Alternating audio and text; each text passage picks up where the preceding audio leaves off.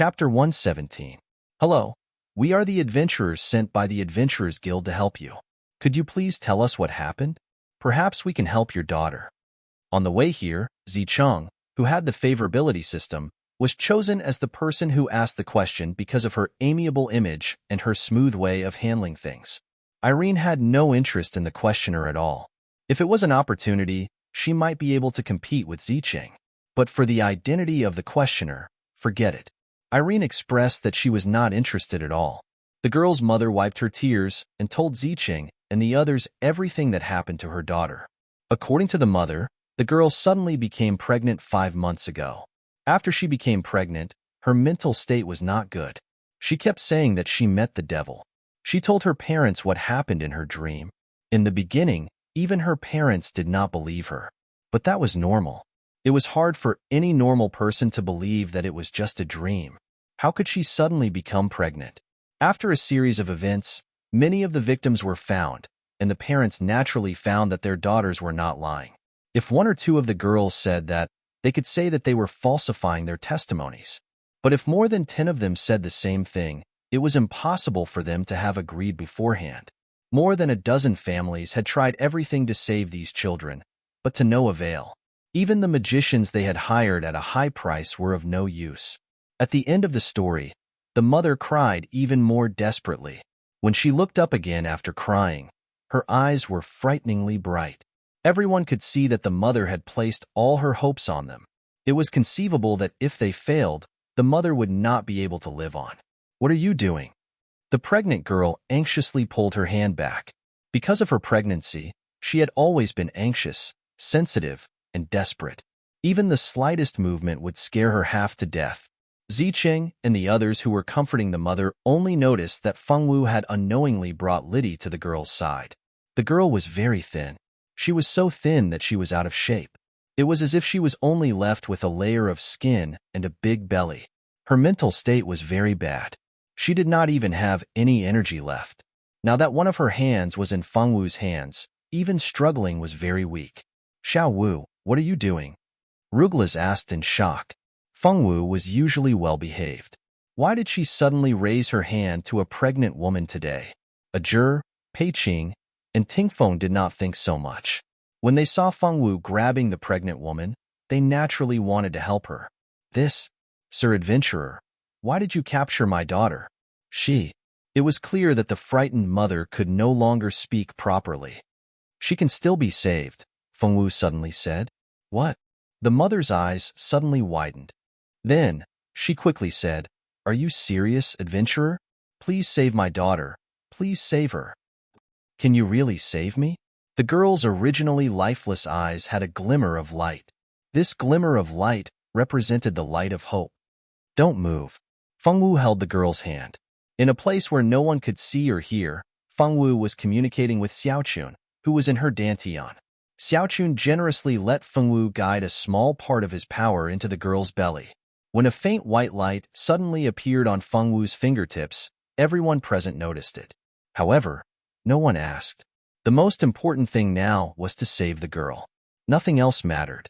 The white light followed Fengwu's fingers and entered the girl's body. The girl felt very comfortable. The cold that had been pestering her since she was pregnant had disappeared just like that. She had not felt so warm in a long time. The girl was so happy that she wanted to cry. She never knew that she was so easily satisfied. Just a trace of warmth made her want to cry. When the girl was about to cry with joy, she suddenly felt something flowing out of her lower body. When she looked down, her skirt was already wet with black blood. At the same time, her belly was shrinking little by little. "Oh my God! What's going on?" The girl's mother was so scared that she almost fainted. This scene was too scary. A woman who was so thin that only her bones were left. Her lower body was still bleeding black blood. This was the scene of a horror movie. Fortunately, other than Zicheng and Irene, no one present had seen what a horror movie looked like. "Mom, I'm fine. I'm finally fine. I can feel that the thing in my belly has finally left. It's finally not pestering me anymore." As soon as Fengwu's hand moved away, the girl immediately rushed into her mother's arms and cried like a child. It was as if she wanted to cry out all the grievances and fears of the past few months. After a small amount of black blood flowed out of the girl's belly, her belly finally returned to normal. The mother and daughter hugged each other and cried for a full 10 minutes. The girl's mother invited Fengwu and the others to eat. However, they had things to do, so they rejected the mother and daughter's kindness. Something big is going to happen today. You'd better lock yourselves in the room and seal all the doors and windows. Don't stay outside. If it rains, don't come into contact with the rainwater. Otherwise, your life will be in danger. Fengwu conveyed the message that Liddy had asked her to convey word for word. She didn't even put in any personal feelings. It was as if she was reading a textbook. Fortunately, Fengwu had already shown her skills and saved the girl. Therefore, whether it was the girl who was almost killed or the girl's mother, they treated Fengwu's words as if they were gods. After asking for the location of the other families, Fengwu and the others immediately went to the nearest family. The next family was similar to the previous one. They were not well off. Fengwu and the others simply asked about the situation and told them not to go out and not to get caught in the rain. They didn't dare to delay and went to the next family. When they reached the third family, they were still a step too late. The girl was about to give birth. The girl's screams came one after another. Her screams were filled with pain and despair, but no one could save her. The girl's family stayed by her side. Unfortunately, the family's concern couldn't give the girl more strength. A few minutes later, the girl's belly split open like a watermelon. A black baby flew out from her belly. Perhaps because the resentment was too strong, even the girl's parents saw this vengeful spirit that shouldn't be seen by ordinary people.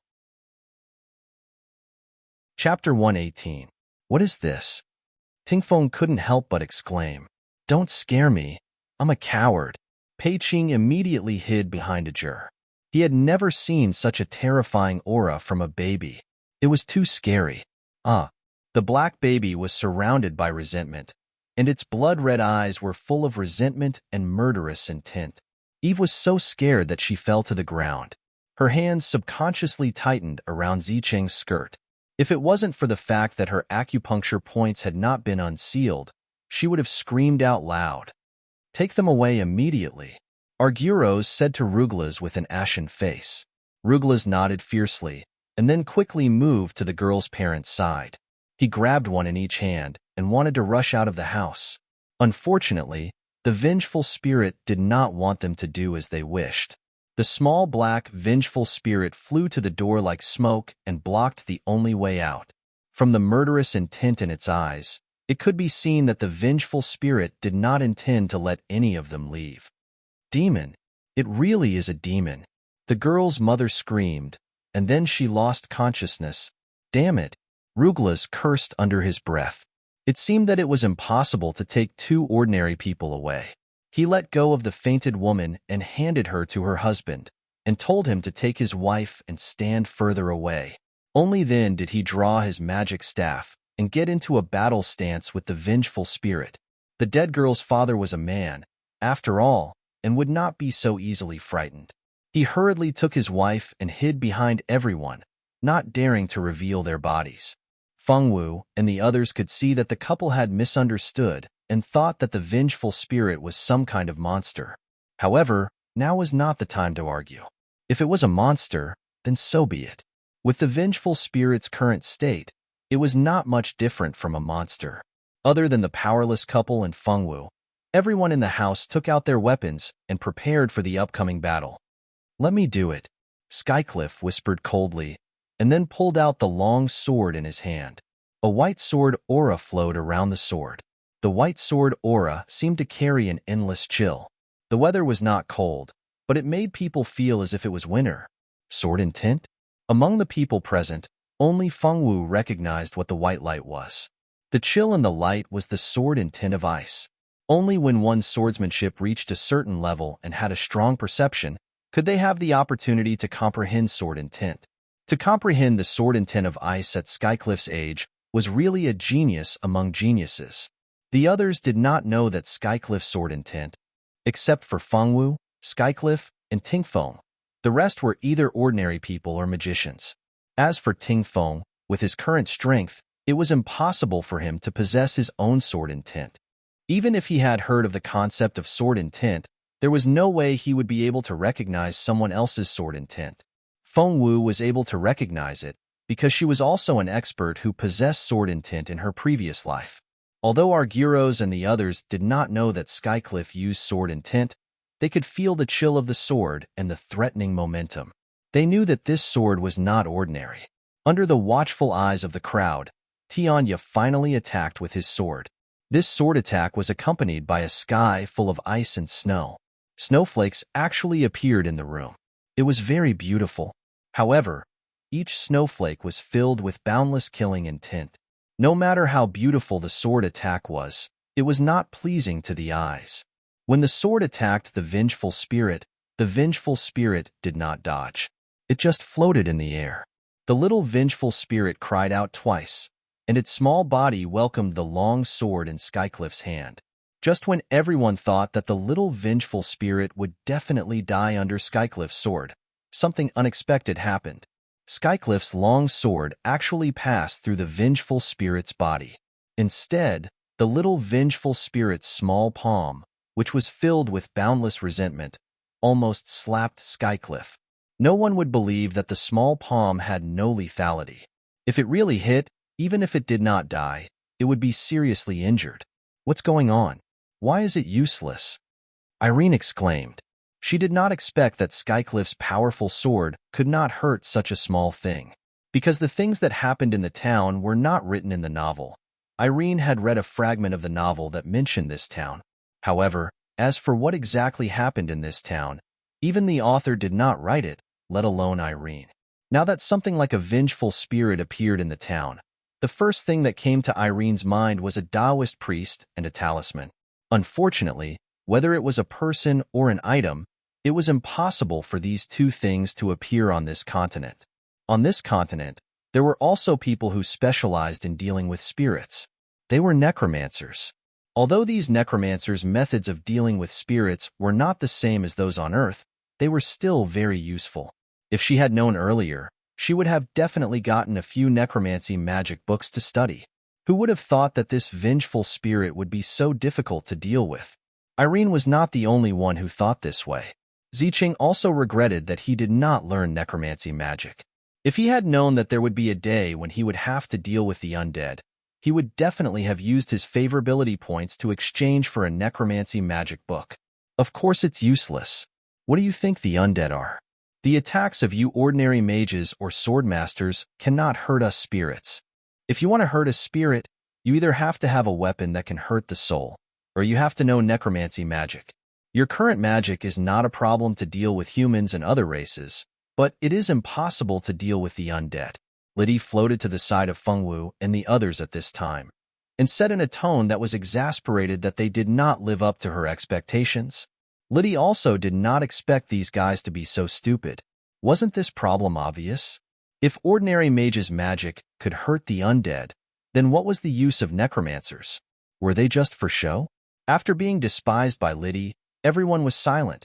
They really did not think of this point. If what Liddy said was true, then wouldn't they only be beaten up? Does this mean that we can only stand here and be beaten up?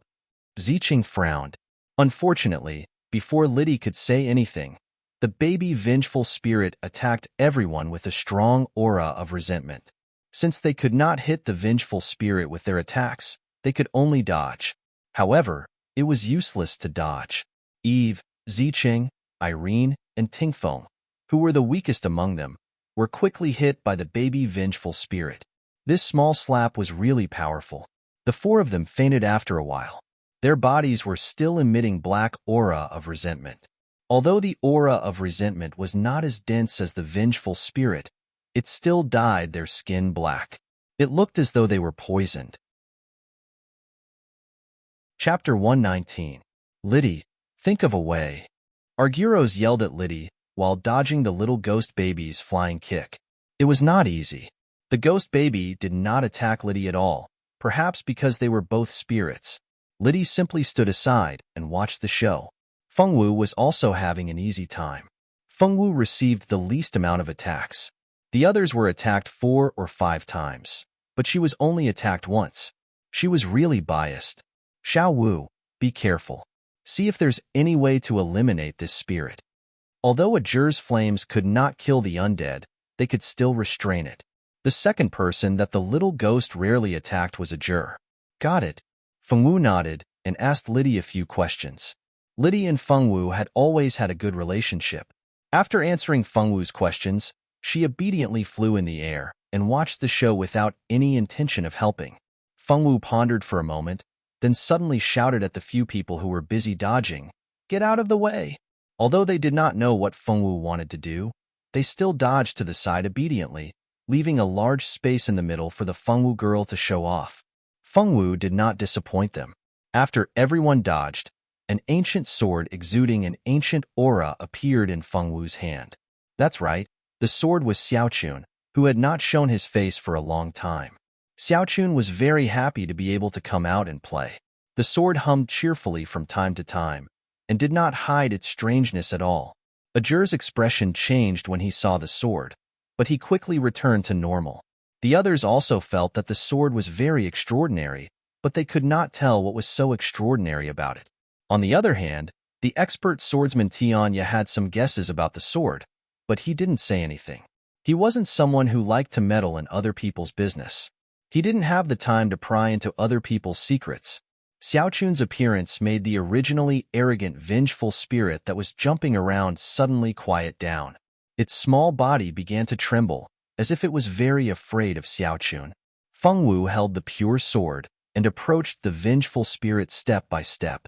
Unexpectedly, the little vengeful spirit was clearly trembling in fear, but it did not try to escape. This was too abnormal. Everyone was puzzled, but they did not ask. Feng Wu walked to a place not far from the little vengeful spirit and directly slashed at the little vengeful spirit. The little vengeful spirit instantly let out a shrill scream. The scream was very ear-piercing, as if it was going to shatter people's eardrums. The screams made everyone feel dizzy and flustered. Fortunately, the screams didn't last long. Everyone thought that the powerful vengeful spirit had been scattered, but they didn't expect that after the screams ended, the vengeful spirit was gone and there was a normal baby spirit body. The little spirit body was normal white, and its eyes were a little confused, as if it did not understand why it had appeared here. Then, it seemed to have thought of something, and looked at Feng Wu with a grateful and apologetic gaze, like a child who had done something wrong and was waiting to be scolded by the teacher. "It's okay.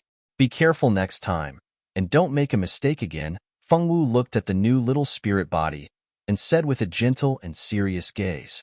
The little spirit body nodded, and then it turned into a white light and disappeared. The spirit body disappeared, and the pure sword in Feng Wu's hand also returned to Feng Wu's body. The 6 people lying on the ground, including the owner and his wife, Irene, Ziqing, Eve, and Tingfeng, all woke up. They were originally trapped by the vengeful spirit's vengeful energy, and that was why they fainted. After the little vengeful spirit was purified, the vengeful energy in their bodies naturally disappeared, and they woke up. "Thank you, adventurers. Thank you. Thank you so much." After experiencing the tragic death of their beloved daughter and almost being eaten, the pitiful couple seemed to have aged a few years. Even their vitality was gone. "You're welcome. Something big will happen outside later. Remember to hide in the house. No matter what you hear, don't come out. If it rains, don't come into contact with the rainwater, or your life will be in danger." Arguros repeated what he said in the previous 2 houses. They didn't have much time, and they didn't have that much time to stay in this place. The couple nodded repeatedly. Feng Wu and the rest called out to the few people who had just woken up, and they didn't dare to delay any longer. They rushed to the next house to continue saving people. "What happened just now? Did you guys destroy that powerful vengeful spirit?" Tingfeng asked Pei Qing curiously about what happened just now. He only remembered that he was slapped by a despicable little vengeful spirit, and then his whole body turned cold. After that, he didn't know anything else. Who knew that when he regained consciousness, the battle was already over? He didn't even see anything. So why did it end just like that? Tingfeng couldn't take it anymore and grabbed Pei Qing to ask him questions. "It wasn't destroyed. It should have reincarnated. You can ask Liddy about the details. I can't explain it clearly either. I didn't even understand it myself. Pei Qing glanced at him coldly. He flung his hair back and strode forward, ignoring the talkative Ting Feng. Ting Feng had no choice but to obediently ask Liddy about what happened. Those who had fainted weren't the only ones who were curious about what happened just now. Even those who were still standing wanted to know what was going on. Why did the vengeful spirit suddenly become better? Also, what happened to the vengeful spirit? Why was it in the girl's stomach? With so many questions, they all wanted Liddy to help them answer them. Actually, that vengeful spirit was originally an ordinary spiritual body. After we die, we become spiritual bodies and can reincarnate. As for where we reincarnate, we will naturally sense it when we reincarnate. When the time comes, even if we don't want to go, there will be a force that will pull us there. Of course, spiritual bodies like me don't need to reincarnate. In order to reincarnate, besides being a spiritual body, the spiritual body can't have any resentment. A spiritual body with resentment can't be reincarnated. Vengeful spirits are the spiritual bodies of babies. Some babies die not long after they are born due to various reasons, and some can't even wait to be born. They are deprived of the right to be born while they are still in their mother's body. Everyone listened to Liddy as they walked. It was the first time they heard that people could reincarnate after death. After all, necromancers were extremely mysterious. They couldn't just casually tell others what they knew. Chapter 120. Their souls are already full of resentment. As long as the resentment is not too deep, the resentment will slowly dissolve on its own. Once the resentment is dissolved, they can be reincarnated. Unfortunately, these little baby spirits were unlucky. Before the resentment was dissolved, they encountered these girls who were tricked. These girls were not pregnant at all. They were just injected with a trace of demon breath. This trace of demon breath will attract the baby spirits into the girls' bodies. After the baby spirits enter, they will think that they have been reincarnated and quietly wait for the moment of their birth in their mother's body. When they are born, they will find that they have been deceived. Not only did they not succeed in reincarnating, but they were also infected with demon breath. The baby spirits originally had resentment, and now they were infected with demon breath. It would be strange if they did not turn completely black. When the baby spirits completely turn into resentful spirits, the first thing they will do is to take revenge on their mother. This is because the fake mother tricked them into entering her body, so they were infected with demon breath and lost the chance to reincarnate. Wait, I have a question. Why would someone plant demon breath in the bodies of those girls? Is this good for that person? Arguros asked with interest. Of course it is good. Do you know how the so-called demon is born? Demons are born from the 7 emotions and 6 desires of human beings. Spirits full of strong resentment and hatred are the best tonic for demons. I only had some doubts at first, but now I can be sure that there is a powerful demon who is probably seriously injured. He used this method to create resentful spirits. As long as he eats those resentful spirits, his strength will slowly recover. At that time, there will be one more demon in the world. Wait, how come I heard that demons are formed by the gods? After divinity is contaminated, demons exist. So how can demons be formed by the 7 emotions and 6 desires of human beings? That's not right, Ruglas said and shook his head. Apparently, he did not agree with Liddy's statement. Are you a pig? You were talking about the ancient gods and demons. How can the low-level demons in the demon realm be transformed from gods? Do you think gods are cabbages? Liddy couldn't stand it and started to roar. I'm sorry, Liddy. This guy always flies at a low altitude in theory class. Don't worry about him. Go on, go on. Argyros quickly pulled Ruglas, who was confused about the situation, back to reality. Just tell him to pay attention in class. Look, he can't even figure out common sense questions and embarrass himself. Ruglas also knew that he had probably made a fool of himself this time, so he obediently allowed himself to be dragged away. Liddy, are you saying that the children in the wombs of the girls are actually the demon's food? Does that mean that the demon will come to town to look for the girls? Zicheng directly grasped the main point of the matter. Eve was so scared that she shrunk her neck and hid behind Zicheng's back. She didn't even dare to say a word. She was really scared this time. Yeah, it will definitely come. After waiting for so long, isn't it just waiting for the fruit to be harvested? Liddy said nonchalantly. After figuring out the truth of the girl's pregnancy, everyone's hearts didn't relax. Instead, they were even more nervous. A demon, and according to Liddy's words, this demon had a lot of tricks up its sleeves. This was going to be tricky. The few of them moved forward in silence.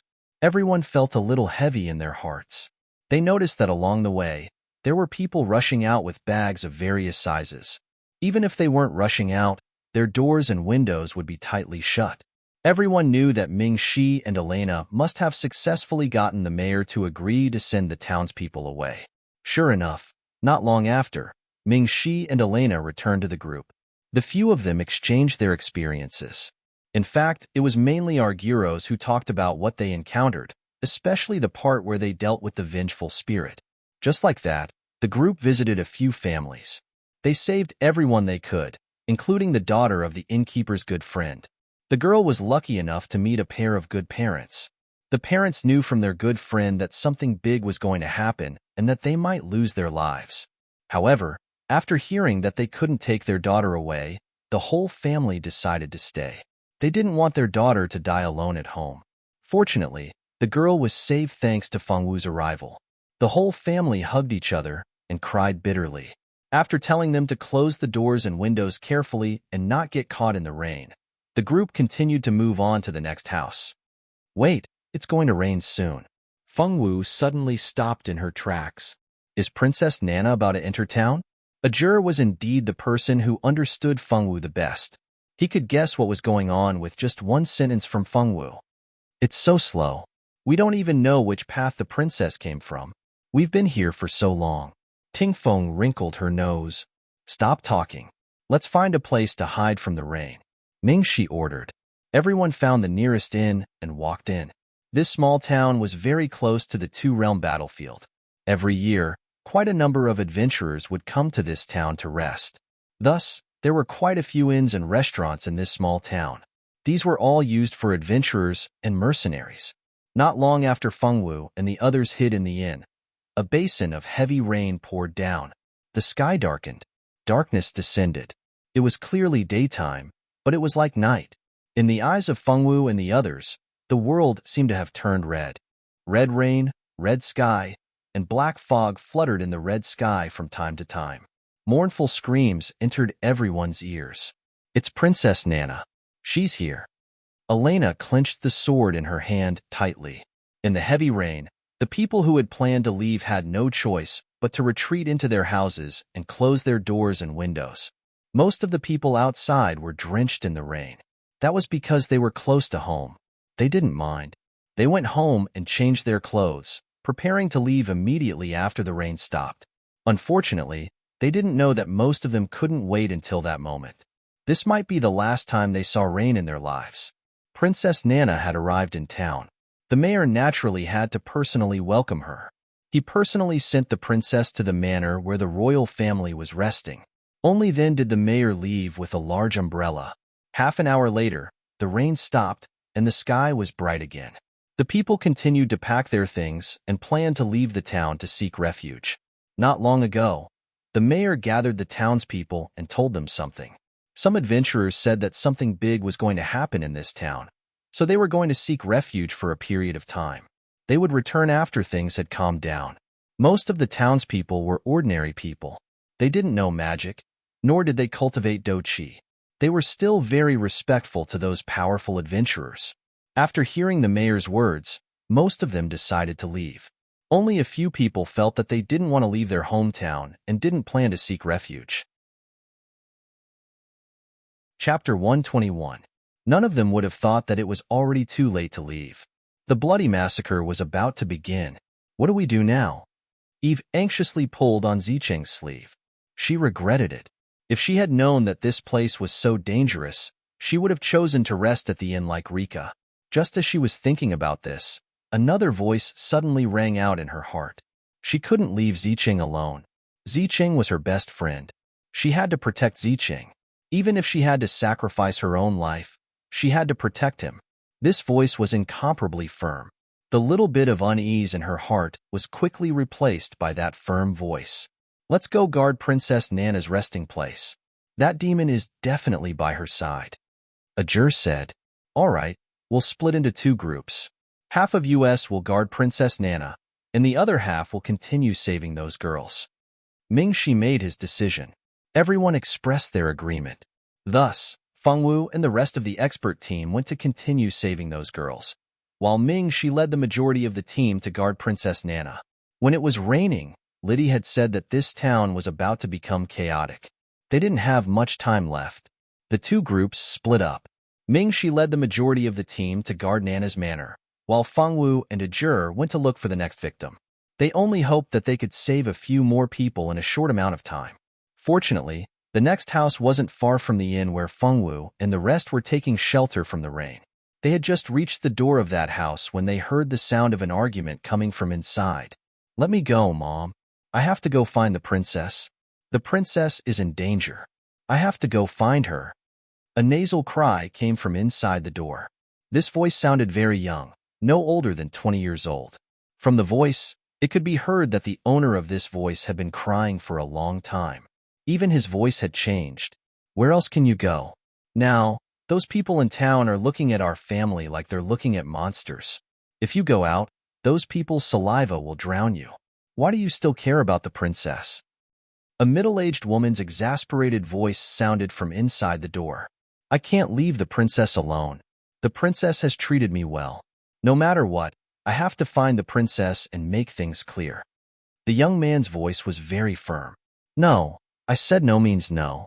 If the princess knows the truth, do you think the princess will let you go? Will she let us go? The woman's voice was filled with anger and fear. Fengwu, Ajur, and the others looked at each other and knocked on the door. Perhaps it was too noisy inside, but no one came to open the door. It was Ajur who knocked on the door a few times to attract the people inside. Who are you people?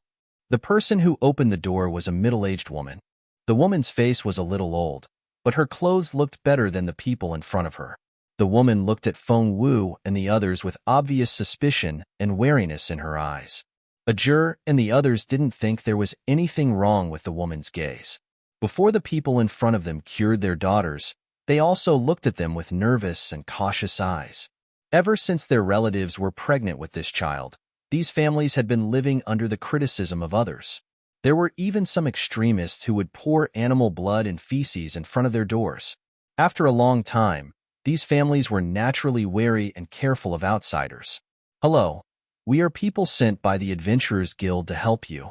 Pei Qing smiled warmly and took the initiative to take over the diplomatic work.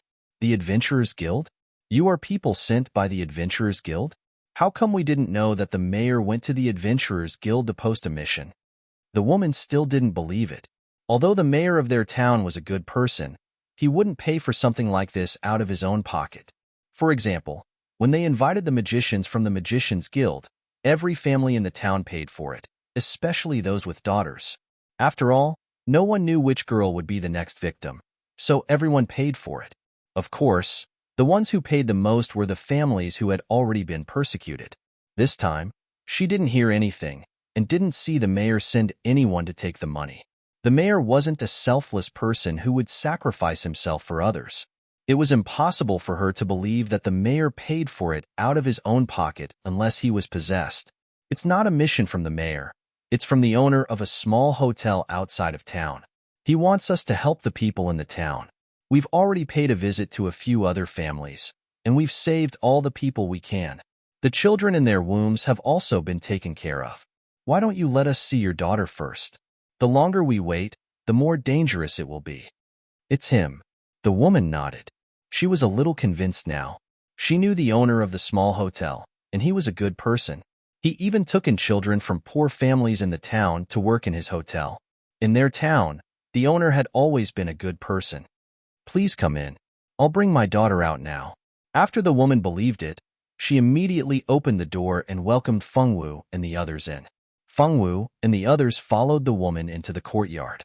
The courtyard was very clean, and the environment was very good. It could be seen that this family was at least a middle-class or upper-middle-class family in the town. If they didn't encounter the incident with her daughter, their lives would be better than most people in the town. The woman's daughter was brought out with a big belly. The woman called her Xiaolan. Xiaolan was a very beautiful girl. She didn't look very energetic, and her belly was already very big. If they had come a day or two later, this girl would have been like the daughter of the previous family. They couldn't save her. They helped Xiaolan purify the devil energy in her belly. Without the devil energy trapping the baby spirit in Xiaolan's belly quickly flew out of Xiaolan's belly. After Xiaolan expelled the black blood in her body, her belly quickly flattened and gradually returned to its normal state. Xiaolan looked at her flat belly and cried until she was out of breath.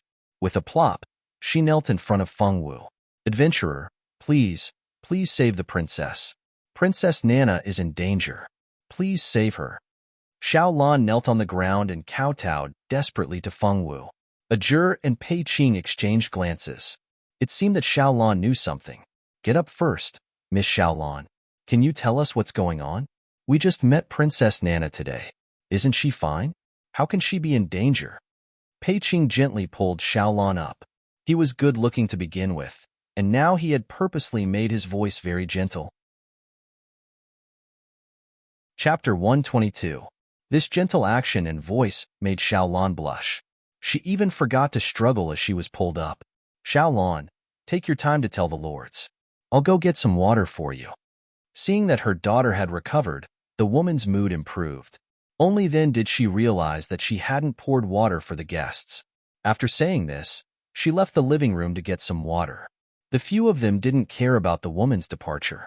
Right now, their attention was on Xiaolan. "Miss Xiaolan, do you know something?" Tingfeng heard Xiaolan's tone and knew that there was a story to hear. She seemed a little impatient. Xiaolan blushed. "Don't call me miss. I'm not a miss. Lords, just call me Xiaolan." After saying that, she smiled shyly.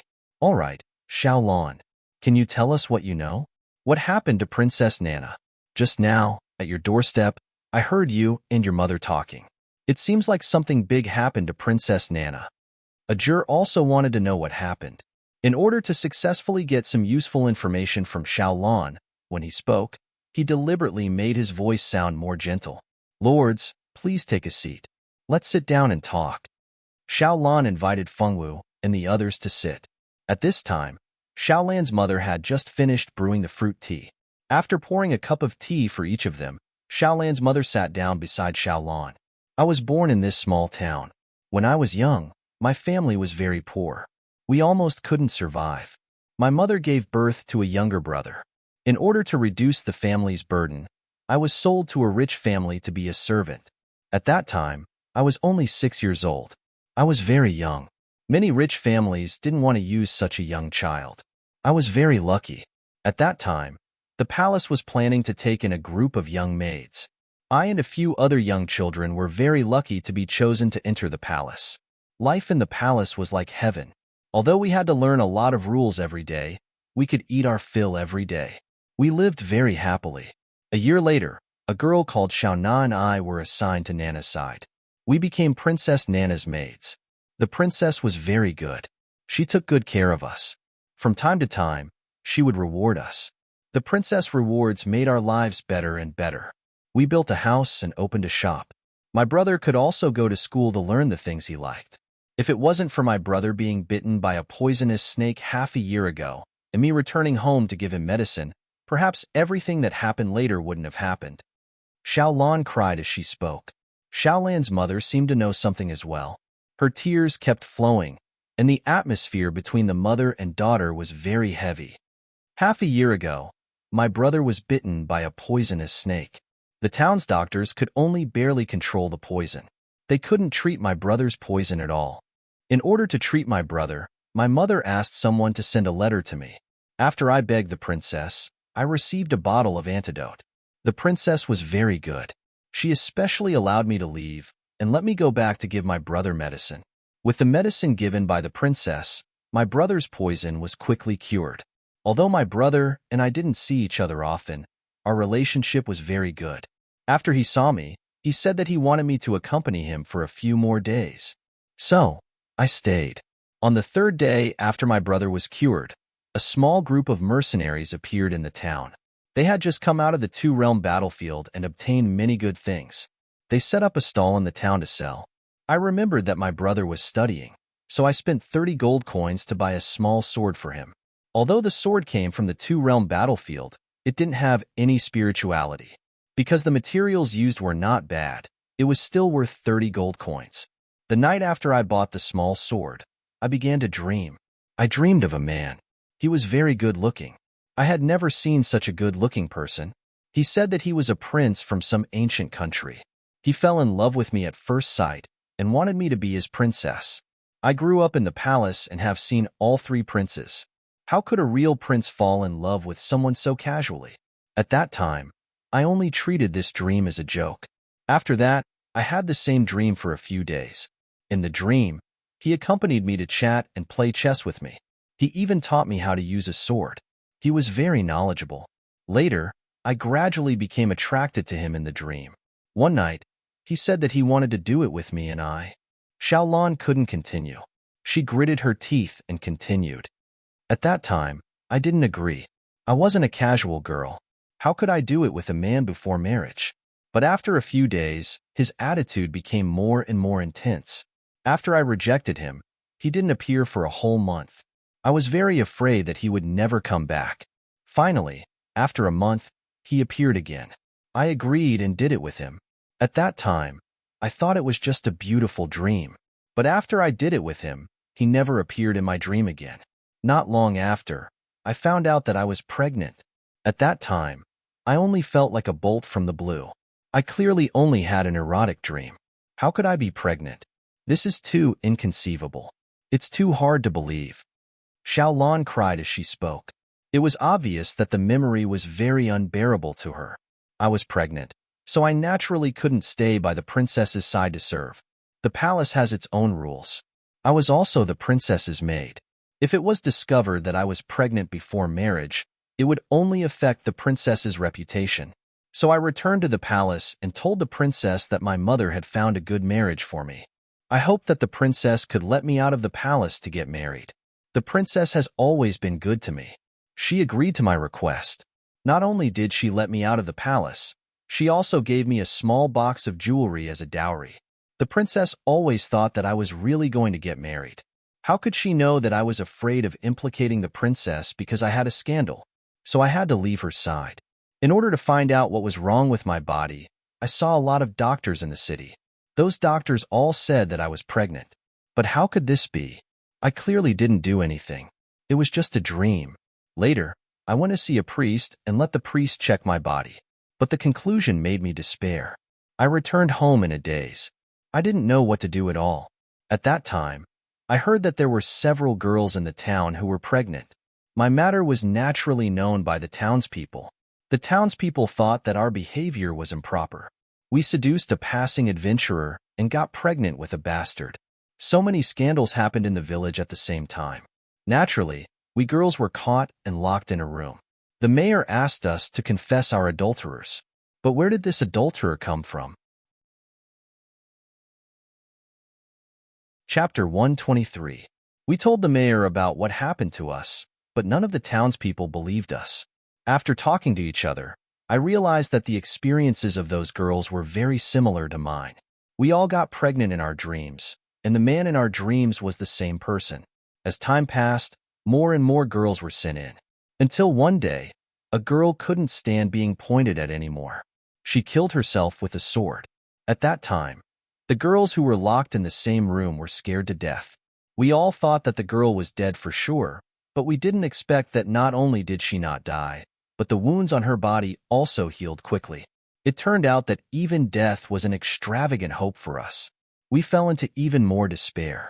At that time, the townspeople finally realized that what happened to us wasn't simple.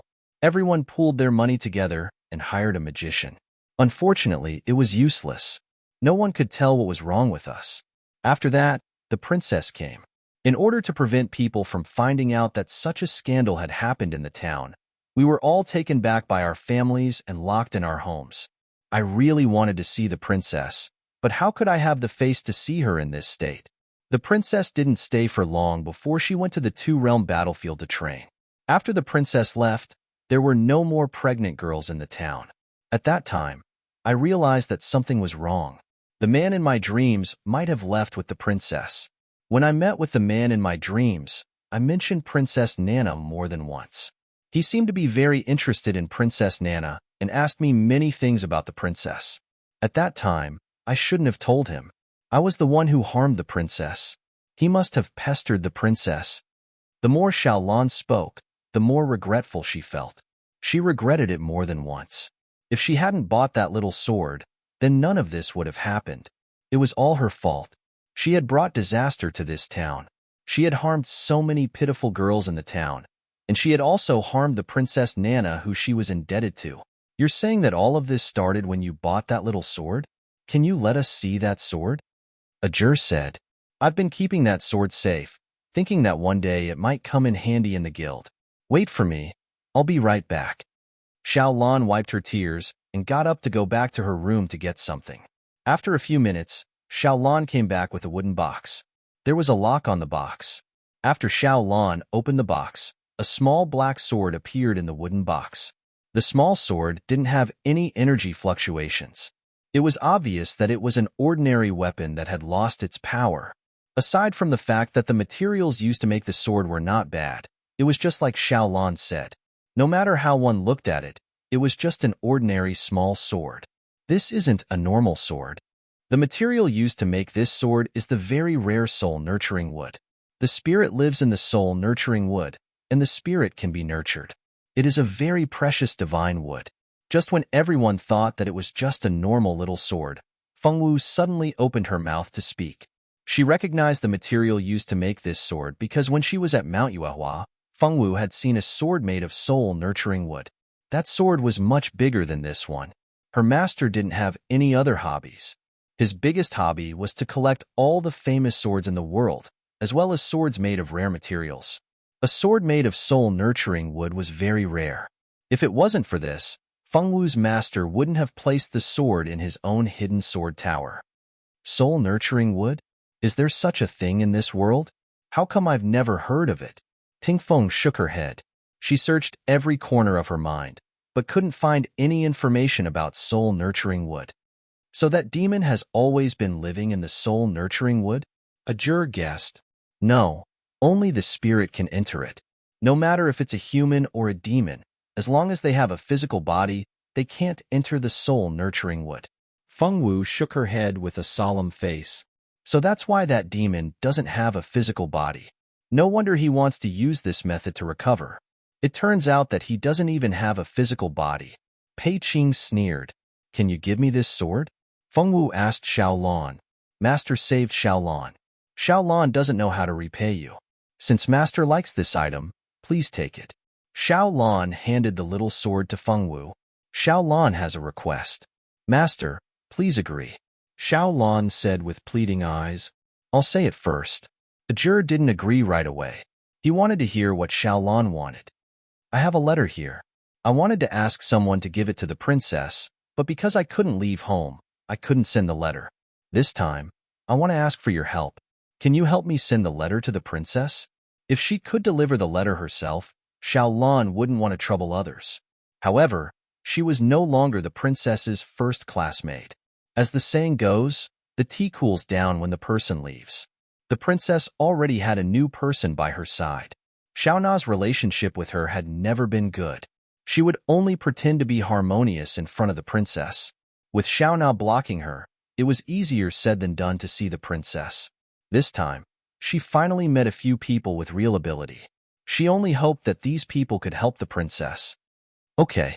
Ajur didn't think that her request would be so simple. He nodded and agreed.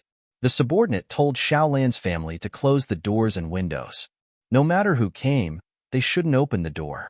They shouldn't run outside. The few of them left Xiaolan's house. The harvest this time was very big. No one would have thought that there was an insider living in the small town. Originally, the few of them wanted to go to another house to save people. But at this time, they heard a frightened scream from not far away. Save me. Murder. Save me. Crazy. These people have all gone crazy. Murder. Everyone run for your lives. Son, what are you doing? I'm your mother. How can you kill me? Dear, look at me. I'm your wife. What are you doing? Don't kill me. The small town was filled with the smell of blood. All kinds of screams, cries for help, and cries echoed throughout the small town. The small town that was originally peaceful suddenly became a purgatory on earth. Some people ran away. Some people were in a killing frenzy. They killed and chopped at anyone they saw. They didn't even let their own children go. They seemed to have lost their own consciousness. There was only killing left in their minds. What's going on? Ting Feng was shocked. This scene changed too quickly. Those people were drenched in the rain. Their minds have already been controlled by the resentment. Even if we save them, they won't be able to live. The little spirit Liddy said, "Do you want to save them?" Pei Qing asked. "Other than Xiao Wu, none of you can save them." Liddy bluntly spat out. Couldn't the truth be said more tactfully? It's very hurtful, don't you know? Chapter 124. Under the watchful eyes of Ajur and the rest, Feng Wu wielded her sword and unleashed a few streaks of sword qi. Those people who had gone on a killing spree fell to the ground one by one. Those who couldn't escape in time cried and thanked Feng Wu before running back to their homes as fast as they could. "Let's go and find Senior Ming Shi and the rest first." Ajur frowned as he looked at the street filled with corpses. Along the way, they could hear screams, cries for help, screams, and the cries of children. This place had turned from an ordinary town where everyone lived and worked peacefully into a massacre hell. Those people had lost their minds and only knew how to kill. Those who were killed by them would quickly get up and continue killing until everyone around them was killed. Only then would the massacre stop. Feng Wu and the rest saved many people as they walked. Those who were saved all hid in their homes and blocked the doors and windows. Even if they were saved temporarily, they didn't dare to relax. The paradise they lived in had turned into hell. As long as they were in this town, they wouldn't be safe. When Feng Wu and the rest finally arrived at the manor where Princess Nana was temporarily staying, the manor was just like the town. It was filled with the stench of blood and slaughter. All around them were humans who had gone berserk. They didn't fear death and killed anyone they saw. More than half of Princess Nana's guards had been infected by resentment. Their minds had been controlled by resentment, and they had become zombies. Most of the people in the manor had died in the hands of those guards. When Ajur and the rest arrived, they saw Ming Shi and the rest helping the guard commander Leafman deal with those humans who had been controlled by resentment. Princess Nana was hiding behind Leafman. Her two maids, Xiao Na and Mei'er, were protecting the princess. Although their faces were pale and they looked frightened, they still did their duty to protect Princess Nana. This was the first time Princess Nai Nai had revealed her face in front of others. Princess Nai Nai was indeed a great beauty. She had snow-white skin, deep-set eyes, and sexy lips. No matter how one looked at her, she was a great beauty that could captivate one's soul. However, no one would want to admire her beauty at a time like this. Skycliff used a sword move with ice and snow sword intent and immediately froze 3 people who were attacking him into ice pillars. Arguros desperately released wood magic. His contract spiritual plant, the 7-star begonia, immediately turned into vines and tied up the enemies in front of him. Ruglas roared and stabbed his staff into the ground. Suddenly, a large number of boulders emerged from the ground and surrounded those mindless humans. Zicheng's 5 elemental magic was released. That magnificent and majestic magic dazzled the eyes of those who saw it. Irene's wood and fire elemental magic interchanged freely. With perfect coordination, she caused great damage to the enemies. Eve's wind elemental magic was also very proficient. At this critical moment of life and death, she didn't faint from fright. Instead, she tightly grasped the staff Zicheng gave her and continuously released wind elemental magic. No matter how powerful it was, at least those mindless guys couldn't do anything to her for a while. On the other hand, Elena was struggling. Although Elena was one of the best among the 5th years, she didn't understand sword intent. Physical attacks were useless against these monsters who didn't fear death and pain. Although her sword moves were very powerful, they couldn't cause any real damage to these monsters. The most relaxed should be Ming Shi. He didn't disgrace his status as the 5th year's top student. He was obviously a student of the swordmaster department, but he didn't even pull out his sword. He just casually stretched out his finger and pointed at the people who were pointed at by his finger. They all froze in place and couldn't move. They could only let out unwilling roars.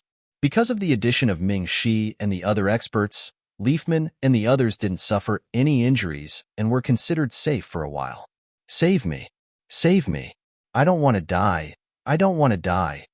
A pregnant woman collapsed at the entrance of the manor. There seemed to be something in her stomach that was desperately trying to come out. The woman let out a cry of despair, as if she knew that her death was near. It's too late. I can't save you. Feng Wu looked at the despairing woman in front of her and slowly walked up to her. After the last scream, the woman's stomach burst open and a black baby crawled out of her stomach. This was another ghost baby. The first thing the little ghost baby did after being born was not to kill Feng Wu and the others, but to eat its mother's corpse. If they didn't see it with their own eyes, who would believe that such a small thing could eat an adult's body in a few bites? After eating its mother, its eyes became redder and redder, and its body became darker. The resentment on its body was so heavy that it almost materialized. Here and in several other places, the screams of women could be heard from time to time. Those women who couldn't be saved in time all gave birth prematurely because of the resentment in the town. The moment they gave birth was naturally the moment they died. The newly born ghost baby soared into the sky and rushed towards Princess Nana's manor with a monstrous amount of resentment. The souls of the dead women flew out of their bodies. They had died too tragically and unjustly, so they wanted revenge. Princess Nana's manor was quickly surrounded by the souls of the dead women. They kept screaming. Their voices were ear-piercing and filled with boundless hatred. It was as if they were going to rush in and tear Princess Nana to shreds in the next second. Why do they hate Princess Nana so much? Shouldn't they hate that demon? Ting Feng was a little confused. He thought that the first thing the girls would do was to seek revenge on the demon who had harmed them. That demon should have been hidden by Princess Nana. They can't find him, so they have to look for Princess Nana, Liddy explained. Looking at the souls of the young girls with resentment, she had a feeling that she had returned to that cave. That place was also filled with a monstrous amount of blood and resentment. This feeling was not good. For a pure spiritual body like her, she didn't like places with strong resentment at all. It would make her feel very unsatisfied. Xiao Wu, I want to go back to the contract space. The smell here is too bad. I feel uncomfortable. After saying that, Liddy didn't wait for Feng Wu to say anything and directly disappeared in front of Feng Wu and the others. Fortunately, Feng Wu and the others didn't have time to care about her. This place was filled with resentment and resentment. If they didn't deal with it soon, no one in the town would survive. Haha, finally, it's time for me to fully recover my strength. A burst of wild and arrogant laughter suddenly rang out. Chapter 125. Everyone only felt a blur in front of their eyes. A black-clothed man wearing a black cloak appeared in front of everyone's eyes. They had to admit that this was really a handsome man. He had black hair and black eyes. His skin was very clear. He was extraordinarily handsome and had a trace of devilish charm. Seeing this man appear, everyone guessed his identity. He was probably the one that the women saw in their dreams. Sure enough, after seeing the man appear, the women's wraiths could not be bothered with Princess Nana anymore. All of them wanted to fly over and attack the man. The man merely smiled coldly. He did not even look at those wraiths. Instead, his gaze landed on those little wraith babies. I've waited too long for this moment. As long as I eat you, I'll be able to regain my peak strength. By then, even the nobles of the devil realm won't be able to do anything to me. The man's eyes were filled with greed as he looked at the little wraith babies. Lei, you're finally here. When Princess Nana saw the man, she immediately ran into his arms, ignoring the two maids who were trying to stop her. The black-haired man called Ray hugged Princess Nai gently. My dear, will our child be born safely after you regain your strength? Princess Nai asked softly as she nestled in Ray's embrace, a little excited. Of course. Lei gently stroked the princess back. However, there was no gentleness in his eyes. There was only a bloodthirsty killing intent and a thirst for power. However, Princess Nana, who had been buried in the man's arms, did not notice these emotions.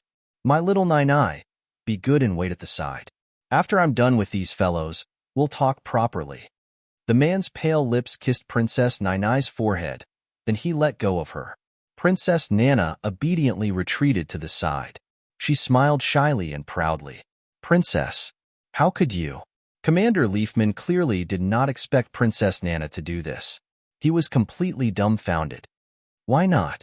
Lei is the man I love. His status is incomparably noble. We're the most compatible couple in the world."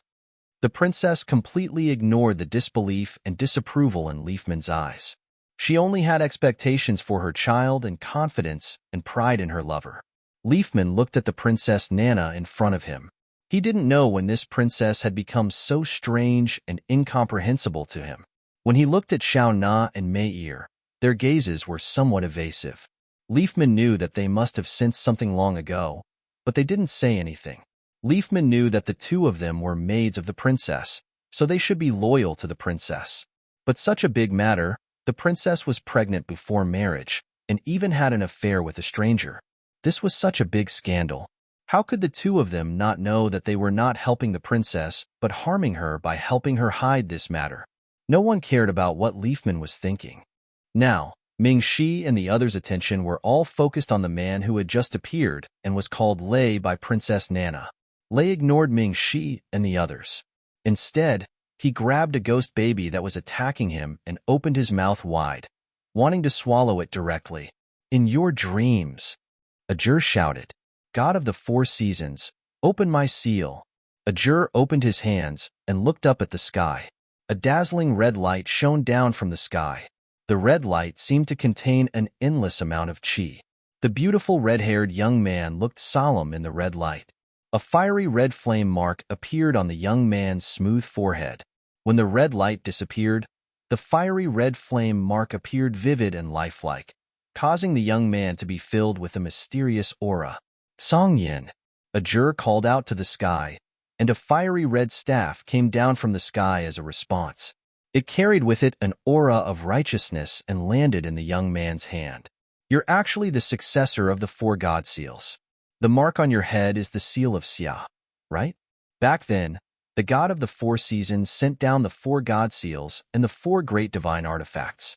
Only those who are chosen by the god seals can summon the divine artifacts to the lower realm. Lei's expression changed. Then, he seemed to have thought of something and returned to normal. He even explained the power that Ajur had shown. It was unknown whether he was too confident or he was looking down on Ajur, who was not even 20 years old. The four god seals. Hearing Lei's words, most of the people realized that there was actually such an extraordinary person beside them.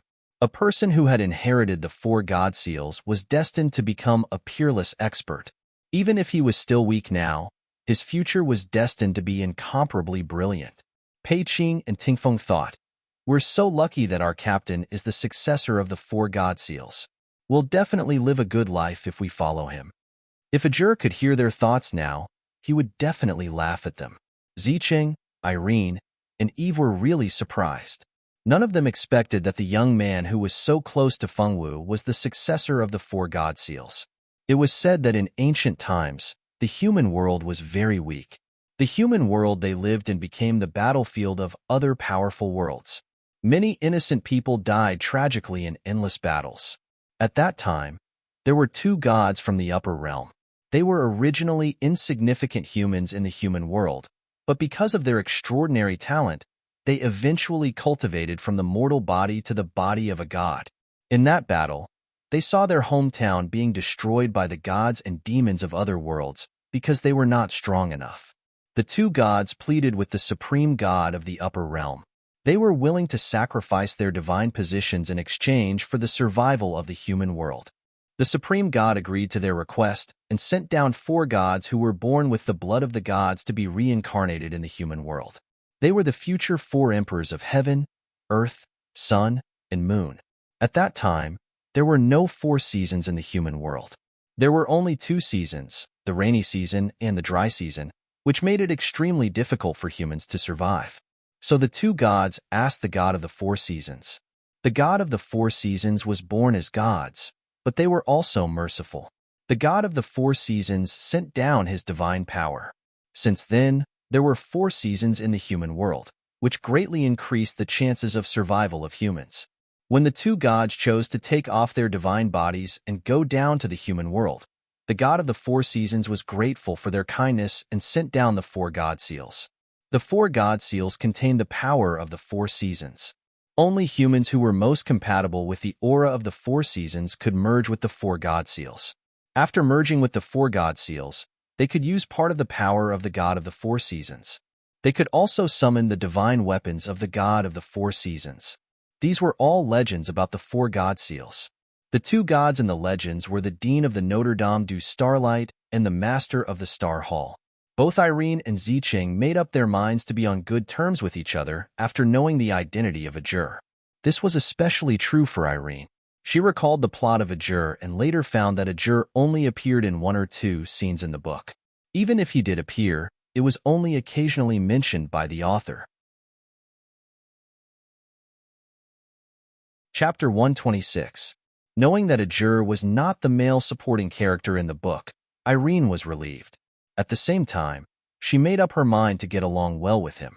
It would be best to destroy the relationship between him and Zicheng. She must not let the friendship between them reach 100. Otherwise, if Zicheng controlled a divine weapon owner, it would have a great impact on her future counterattack. Eve's mood fluctuated the most. She had always looked down on Fengwu and hated Fengwu to death. Now she found out that Fengwu's good friend was a successor of the 4 god seals. The successor of the 4 god seals would definitely enter the Star Hall in the future, and his status in the Star Hall was very high. If she knew that the person she hated had such a great friend, it would be strange if Eve was happy. Fengwu also had some understanding of the 4 god seals. This was thanks to the omnipotent library. The Fengwu girl often read books in the library. Although she knew what the 4 god seals were, Fengwu did not think too much about it. All of this had nothing to do with her. Fengwu just read it as a story. Even after knowing the identity of Ajur, she did not think that Ajur had one more hand or foot than her. The several seniors were much calmer. Because of Ming Shi, they more or less had some guesses about the identity of Ajur, so they were not too surprised. However, Princess Nana and the others were the most surprised. They thought that he was just an ordinary adventurer, but they did not expect him to be a big shot. That kind of feeling was like meeting a beggar on the street, who knew that the beggar was actually the king of a country. Even if you were the successor of the 4 god seals, so what? If I see you in a few years, I will certainly have to run for my life. But you are still very weak now, and you have just inherited the god seals. Ray said confidently, "You're wrong. If you see me now, you can only run for your life. Oh no, it's impossible for you to escape." Ajur stuck out his tongue and licked his lips, revealing a bloodthirsty and cruel smile. How arrogant! Ray snorted disdainfully. He waved his hands and took the lead to attack. 2 black balls of light appeared in his hands. The black balls of light, with a dark and decaying power, fiercely attacked Ajur. Now, Ray no longer cared about the others. In his eyes, only this successor of the 4 god seals could be considered as his opponent. Glass fire, world incinerating. Ajur did not dodge. Just as the black ball of light was about to reach him, he suddenly started chanting. After he finished speaking, the staff in his hand emitted a dazzling red light. The red light carried an overwhelming righteous aura and rushed towards Ray. In the red light, the black ball of light did not even last for a breath of time before it disappeared into the air. Ray, who was also hit by the red light, was seriously injured and fell to the ground. The demonic aura on his body had become very dim, and the injuries that were about to recover had worsened several times. Seal Demon Spell, Seal. After Ajur, Ming Shi took out an ordinary hardcover book. The pages were not flipped, but they rustled and moved by themselves. Just like that, the devil spirit called Lei was sealed into the book by Ming Shi. Isn't that the book of divination seals? It's specially used for divining demonic beasts. That's an extremely expensive item. Pei Qing looked at the seal in Ming Shi's hand. His eyes were glowing. Don't even think about it. You won't be able to afford it even if you save gold coins for a lifetime. Tingfeng shook her head. She had no hope at all. Fengwu watched the whole process of Ajur transforming into a demonic spirit. Her eyes were shining. Ajur was so powerful. Why did he become so powerful just by shouting at the sky? Heavenly Mountain even dropped a weapon for him. Even she could not do that. No, that's impossible. Ray will not lose. Release Lei. Release him. How dare you? How dare you imprison the divine prince? You are all stupid mortals. You will be punished by the gods. Princess Nana roared like a madwoman and rushed towards Ming Shi. Unfortunately, she was caught by the leafman before she could reach him. Divine Prince, are you crazy? That's clearly a demonic spirit. It's not even a complete demon. A complete demon has a body, but he doesn't even have a body. Elena coldly looked at Nai. No, you're talking nonsense. He's clearly the Divine Prince. During the ancient war, his body was destroyed by the Devil Clan. That's why he had no choice but to exist in the form of a spirit body. As long as he recovers all of his strength, he'll become the new ruler of this world. I'll be his only wife, and our child will also become the only emperor of this world in the future. Princess Nai shook her head as she narrated the beautiful future she had drawn up for herself to the crowd.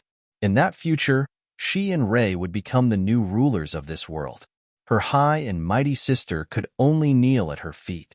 She didn't even have the qualifications to look at her. Her parents were also repenting for their favoritism over the years. She was the pride of the people. When her son grew up, she would travel around the world with Ray and live a happy life. Her son would inherit Ray's throne and become the new king. Everything was so beautiful that she seemed to be able to see the picture of herself reaching the top. But these people said that Ray was a demon. No, Ray was the divine prince.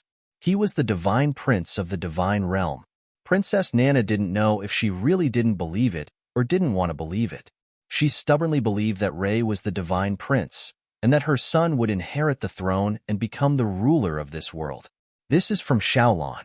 She hopes that you can take a look. Fengwu took out a sealed letter. It was the letter that Xiaolan gave her. Now, she could finally give it to Princess Nana. Hearing Xiaolan's name, Princess Nana had a reaction. After all, she had taken care of her for so many years. She opened the letter with trembling hands. On the letter, Xiaolan wrote her own experience with an uneasy and desperate heart. After quietly reading it, Princess Nana directly tore the letter into pieces. No, this isn't true. Xiaolan is just a lowly servant. What does she know? She doesn't know anything. My Ray isn't a demon. He's the divine prince, the divine prince. Princess Nana shouted louder and louder. It seemed that she wanted to use this method to increase her confidence and make herself look more determined. Xiaona and Meir didn't dare to approach Princess Nana now. They knew that the princess was finished. And they, who followed the princess, were also finished. Despair surrounded not only Princess Nana, but also the two of them. It's impossible for a human to have a child with a spirit. There's only a trace of demon breath in your stomach and an infant spirit that was deceived by the demon breath. Fengwu stared at Princess Nana without blinking. She didn't understand why Princess Nana still didn't believe their words when the truth was so obvious. Chapter 127. Fengwu was a stubborn girl. She was a little unhappy that no one believed her. You're lying, you're all lying. You people who have blasphemed against the gods, you won't have a good ending. You definitely won't have a good ending. Princess Nai let out a crazy roar, and her originally beautiful face became extremely ferocious. Because she was too emotional, blue veins appeared on Princess Nana's forehead and the back of her hands. She seemed to be on the verge of collapse. Even at this time, she was still stubbornly unwilling to believe. Perhaps it was because once she believed, she would really be consigned to eternal damnation. You don't believe me? Will you believe me if I let you see your child with your own eyes? Fengwu had never encountered such a stubborn person before. She didn't know how to deal with the current situation. After thinking for a while, she finally thought of a way. Since Princess Nana insisted that her child was the son of God, then she would understand everything if she let her see the child, right? Fengwu's idea was very simple. However, when she said this, Princess Nana was stunned. She couldn't come back to her senses. She was only 4 months pregnant. The child was far from being born. She was asking her to see the child at this time. Could it be that she wanted to do something to her child? Thinking of this, Princess Nana's maternal instinct made her tightly protect her belly. She wanted to protect the product of her love with the person she loved. Feng Wu teleported to Princess Nainai's side in a blink of an eye. With a casual wave of her hand, the spiritual essence on Xiaochun's sword went straight into Princess Nainai's belly. Princess Nana felt something flowing out between her legs. She looked down and saw that her dress had been dyed black by the black blood. Let go of me. What do you want to do to my child? You despicable peasant, let go of this princess. Let go of this princess. Princess Nana screamed in panic. Like a madwoman, she used the hand that wasn't grabbed by Feng Wu to tear Feng Wu apart. Unfortunately, before Princess Nana's long fingernails could hurt Feng Wu's face, Tingfeng and Pei Qing grabbed them. Damn! Such long fingernails. If they cut Xiao Wu's face, she'll be disfigured. Tingfeng grabbed Princess Nana's waving hand and was shocked by the destructive long fingernails. Princess Nana screamed even louder. Commander Leafman saw it but didn't stop her. Princess Nana's loss of power was a foregone conclusion. Most importantly, because of Princess Nana, most of his good brothers who had gone through fire and water with him were dead. This made Commander Leafman have a complicated feeling towards Princess Nana. There was hatred and helplessness. As for Xiao Na and Mei'er, they were in a daze. They hid the fact that they were pregnant from the princess. The king would definitely sentence them to death. The two of them, who were already destined to die, didn't have the energy to care about Princess Nainai. In fact, they even hated her a little. Couldn't she have just been a princess obediently? Why did she have to do something like this? It was fine if she died, but she had to drag them down with her. Princess Nana was a proud and self-abased person. In front of her own family, she always had a sense of inferiority. In front of others, she was prouder than anyone else. Even in front of her maids, she was always high and mighty. Although she was very generous to her maids, she was also very cruel. In the past, there was a maid who said that Princess Nana's talent wasn't as good as her brother and sisters, so she was killed by Princess Nana. As long as she heard that a maid in the palace spoke ill of her, no matter if it was true or false, she wouldn't let them go. No one knew better than her personal maids about Princess Nana's cruelty and heartlessness. Perhaps it was because of Princess Nana's cruelty that the people around her didn't dare to betray her. However, this kind of loyalty was also very insecure. As long as there came a day when her strength was no longer a threat to those under her, then betrayal by her subordinates would become a foregone conclusion. In the midst of Princess Nana's screams, a little thing with white light all over its body flew out of Princess Nana's belly. The little baby spirit no longer had any resentment. Probably because the devil spirit that created the resentment had been captured. The resentment that trapped the baby spirit in Princess Nana's belly disappeared. The little baby spirit flew out of Princess Nana's belly. After seeing Princess Nana, the confusion in its eyes at first turned into anger. The little baby spirit waved its little fist and wanted to chase after Princess Nana. Good girl, don't be angry. Be careful next time. Don't be deceived again. Feng Wu gently rubbed the little baby spirit's little hand with her fingertips. Her voice was gentle and pleasant. The little baby spirit turned its head and knew that the girl in front of it, who made it feel very comfortable, had saved it. The little guy flew in front of Feng Wu and kissed her on the cheek, as if to express its gratitude. What is this? Princess Nana fell to the ground.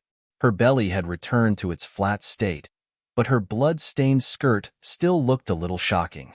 She stared at the little thing that flew out of her belly in disbelief. The little thing's whole body was covered in white light. Its body was transparent and had no sense of flesh. At a glance, one could tell that it couldn't be a human child. The little thing looked at her with hatred in its eyes. If the girl next to it hadn't been talking to it, she had no doubt that the little thing that came out of her belly would have flown over to hit her. Yes, it's in your stomach, but it's not your child. Just like I said, it's impossible for humans to have children with spirits. This little guy was tricked by the resentment in your stomach, so it took the initiative to enter your stomach. Later on, It was trapped by the resentment and couldn't get out. Fortunately, the demon spirit has been captured, and it's finally free. Fengwu touched the little guy's little face. Although the little thing didn't have a body, Fengwu still touched its little face. The little baby spirit and Fengwu were affectionate for a while. Originally, it wanted to deal with the bad woman who trapped it and avenge itself. But when it saw Fengwu shake her head, it reluctantly changed its mind. After all, she was its savior. The little guy gave Princess Nana a final glare, and then reluctantly said goodbye to Fengwu before flying away. No, this can't be true. How could this be? How could this be? Princess Nana looked as if she had aged several years in an instant. She muttered to herself like a crazy person, grabbing her head with both hands. She seemed to have gone crazy. She's quite pitiful. She was deceived by the demon spirit and ended up like this. Zicheng sighed, somewhat sympathetic to Princess Nana's bad experience. Chapter 128. I don't think she's pitiful at all. Other girls don't have a chance to escape from the demon's clutches, but she did. Yet, she chose to help that demon. Looking at her, it's obvious that she knew what the demon was doing. Not only did she not think of stopping it, but she also chose to pretend that she didn't know that the demon was hurting other girls for the sake of that demon and the non-existent child in her belly. Perhaps, she even helped the demon to choose the targets. I've asked the boss about the few pregnant noble girls. They're all noble girls who don't get along well with Princess Nai, or who have mocked her in secret. I don't believe that Princess Nana's luck would be so good. Every time the demon attacked someone she didn't like, I don't believe that she didn't add fuel to the fire. Irene looked at Princess Nana with disdain. She didn't think that a woman who was harmed by her own ambition deserved any sympathy. But no matter what, she's just a pitiful person. If she wasn't deceived by the demon, she wouldn't have ended up like this. She's already so miserable, let's not talk about her like that. Zicheng looked at Irene disapprovingly. That's right. How can you be so vicious? Princess Nana is just a pitiful person who was deceived. Why do you have to make her sound so terrible? As Zicheng's number one little sister, Eve naturally had to stand up for Zicheng at this time. Princess, Irene, Ming Shi, and the others who were about to fight back suddenly heard Leafman let out a scream of horror. They turned to look at Princess Nana's direction and found that she had killed herself with a long sword that had fallen on the ground. When Leafman found out, he wanted to stop her, but it was too late. Princess Nana closed her eyes forever and fell into a pool of blood. Xiaochun. Fengwu didn't pay attention to Princess Nana after the little baby spirit left. Now, it didn't matter whether Princess Nana believed it or not. She had already put all the evidence in front of Princess Nana. If she still didn't believe it, then Princess Nana must be like the kind of person who didn't believe anyone but herself. Master said that there was such a person in the world who didn't believe anyone but their own judgment and eyes. Even if all the evidence was put in front of them, they wouldn't believe it. Master said that this kind of person couldn't be reasoned with, so it was better not to waste words. After ignoring Princess Nana, Fengwu asked Xiaochun to purify the resentment in the town that hadn't completely dissipated. The resentment of those who had died also needed to be purified. Otherwise, these people who had died in this town wouldn't be able to reincarnate, which was very pitiful. Xiaochun went to purify the resentment in the town, while Leafman, Ming Shi, and the others were shocked by Princess Nana's sudden suicide. Once Princess Nana died, no matter how big of a mistake she had made, it couldn't be blamed on her. They, who had accompanied and served Princess Nana, would become the first cannon fodder to be executed by the king. It seems that I'm going to die. Leafman had children at home, and his parents were still alive and well. Originally, if Princess Nana didn't die, he only needed to send Princess Nana back and explain to the king.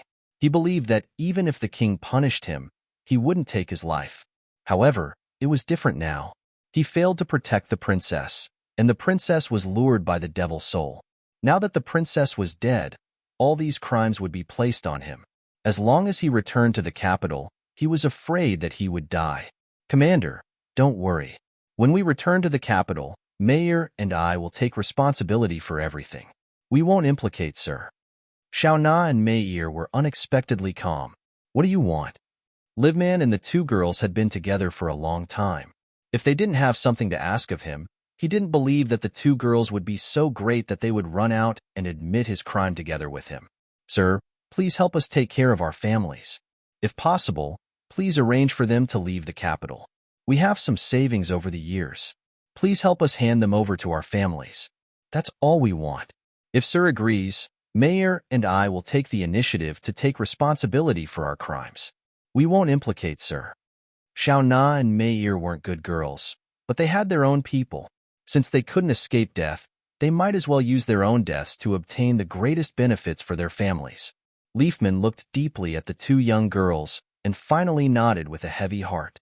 He knew that this was the best choice for everyone. Leafman easily guessed what the two girls were thinking. It was because he guessed it that his mood became even heavier.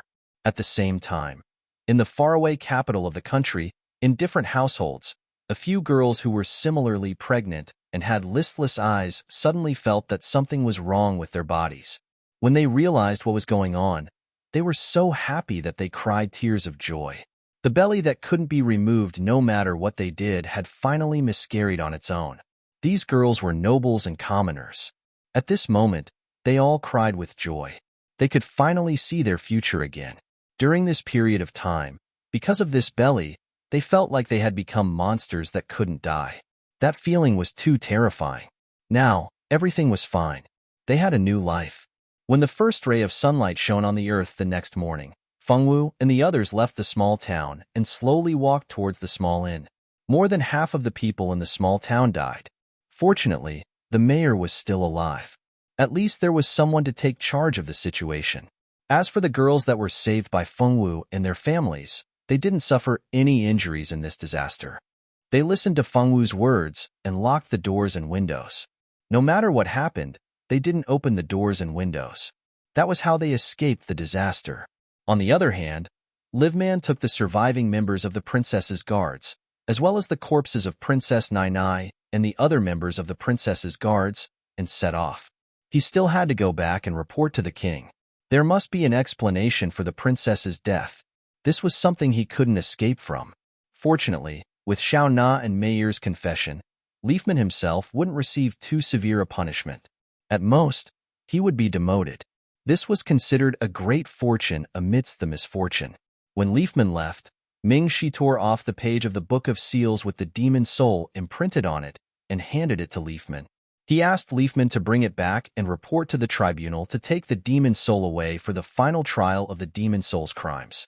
Only a day had passed since they returned to this somewhat old inn, but everyone felt like a long time had passed. When they saw Rika and Tingyu, they felt much closer.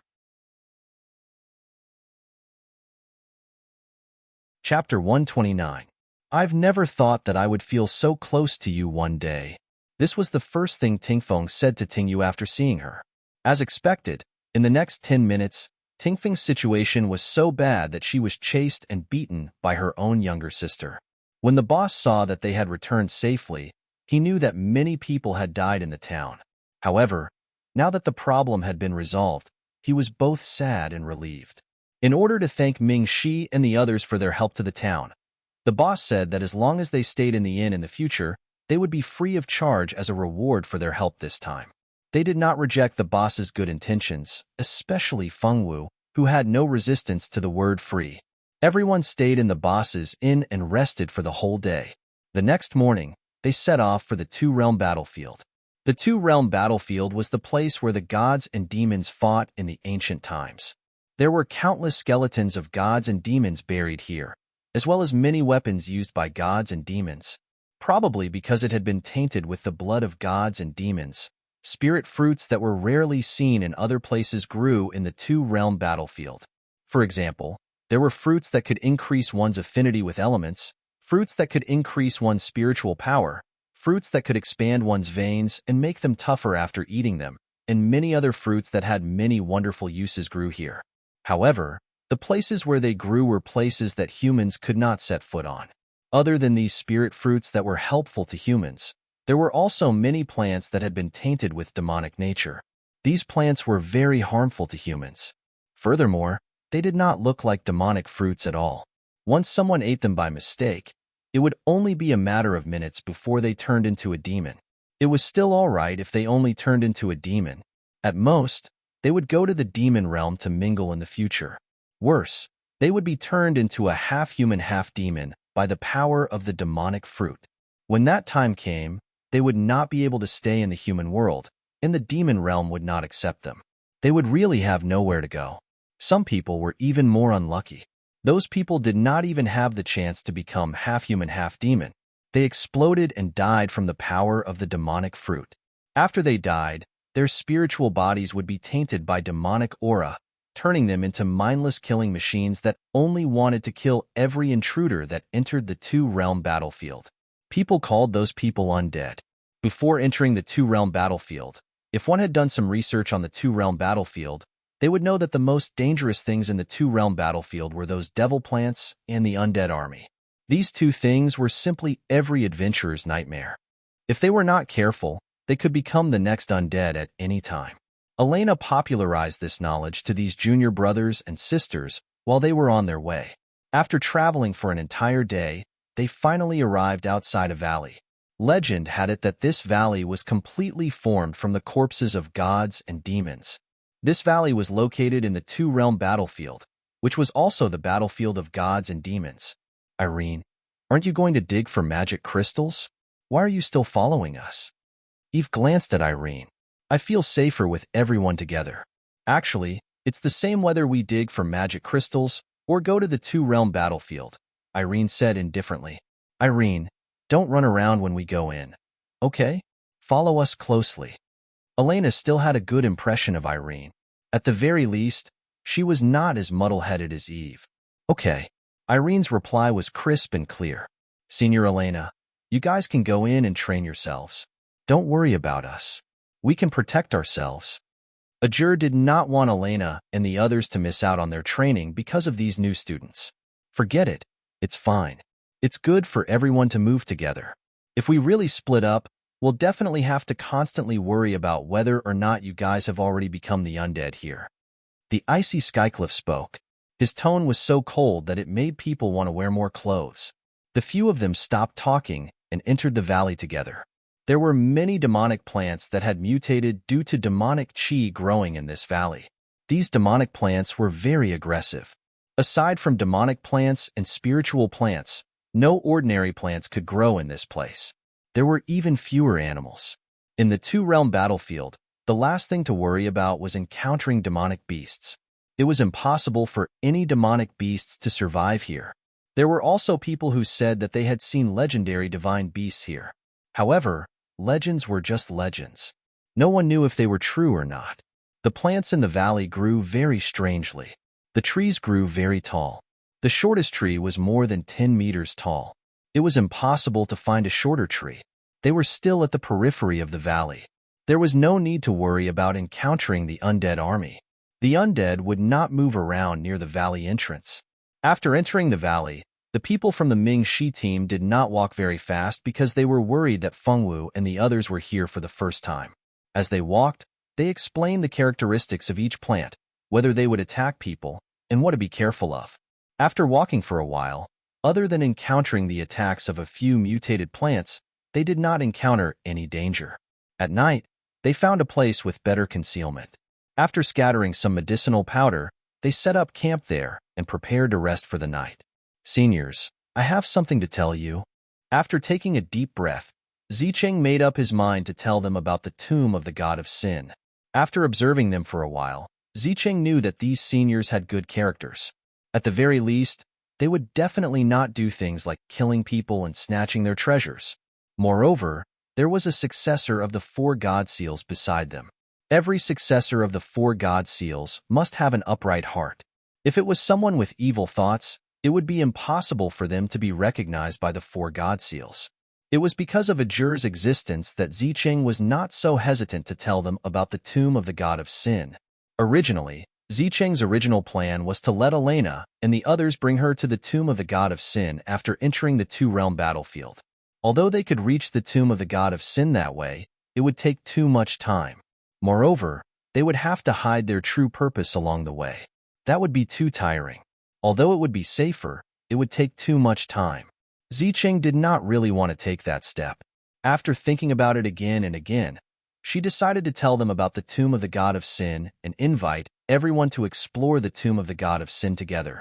When the time came, she would have the help of the favorability system and would definitely be able to find the divine weapon before them.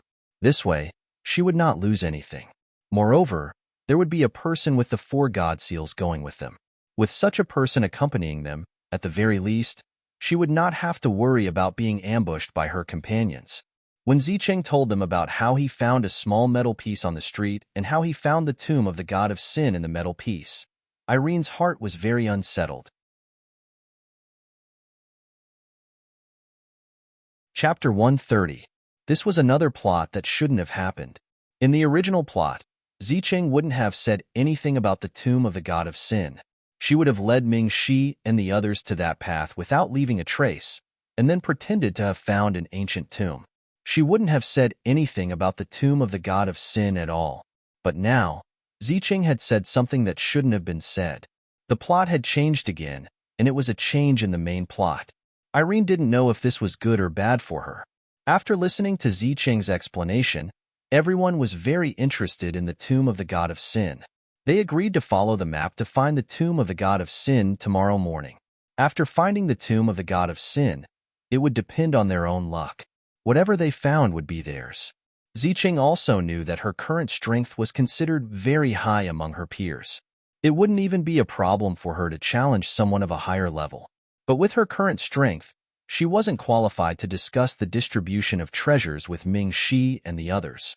Fortunately, Ming Shi and the others were good people. They never thought of killing others and stealing their treasures. They didn't have any objections to Zicheng's suggestion that whatever they found would be theirs. Ming Shi and the others felt that since Zicheng was the one who found the map, she should get more things. But Zicheng didn't ask for more things. Instead, she asked them to find their own opportunities. No matter what Zicheng thought, whether she really felt that this was better or for some other reason, the final distribution was decided. The first night in the two-realm battlefield was very quiet. This silence seemed to be the calm before the storm, and it made people feel very uneasy. Nighttime was the favorite time for the reptiles living underground to move around. There weren't any large aggressive magical beasts in the two-realm battlefield, but there were reptiles. These creatures liked the dark. Under normal circumstances, they wouldn't appear during the day. They would only come out to play at night and catch some food that they liked to eat. These reptilian creatures were not particular about what they ate. As long as it was edible, they would eat it. Even humans would become their food. These reptilian creatures that lived at night were every adventurer's biggest enemy. No one knew where they came from, and they came and went without a trace. Although their attack method was very simple, and even their spiritual intelligence was very low, their bodies were extremely hard. No matter if it was magic or swordsmanship, it was difficult to pierce through them. Fortunately, these little reptiles were very timid. As long as you scared them, they would not hesitate to abandon you and run away. If you couldn't beat them, then sorry, these reptiles would gnaw on your skin and bones. It's so quiet. I keep feeling that the surroundings are too quiet. This was not the first time that Elena had come to the two-realm battlefield, but this was the first time that she felt uneasy. It is indeed too quiet. The person in charge of keeping watch tonight should be more careful. Ming Shi furrowed his brows as he thought, suppressing the uneasiness in his heart.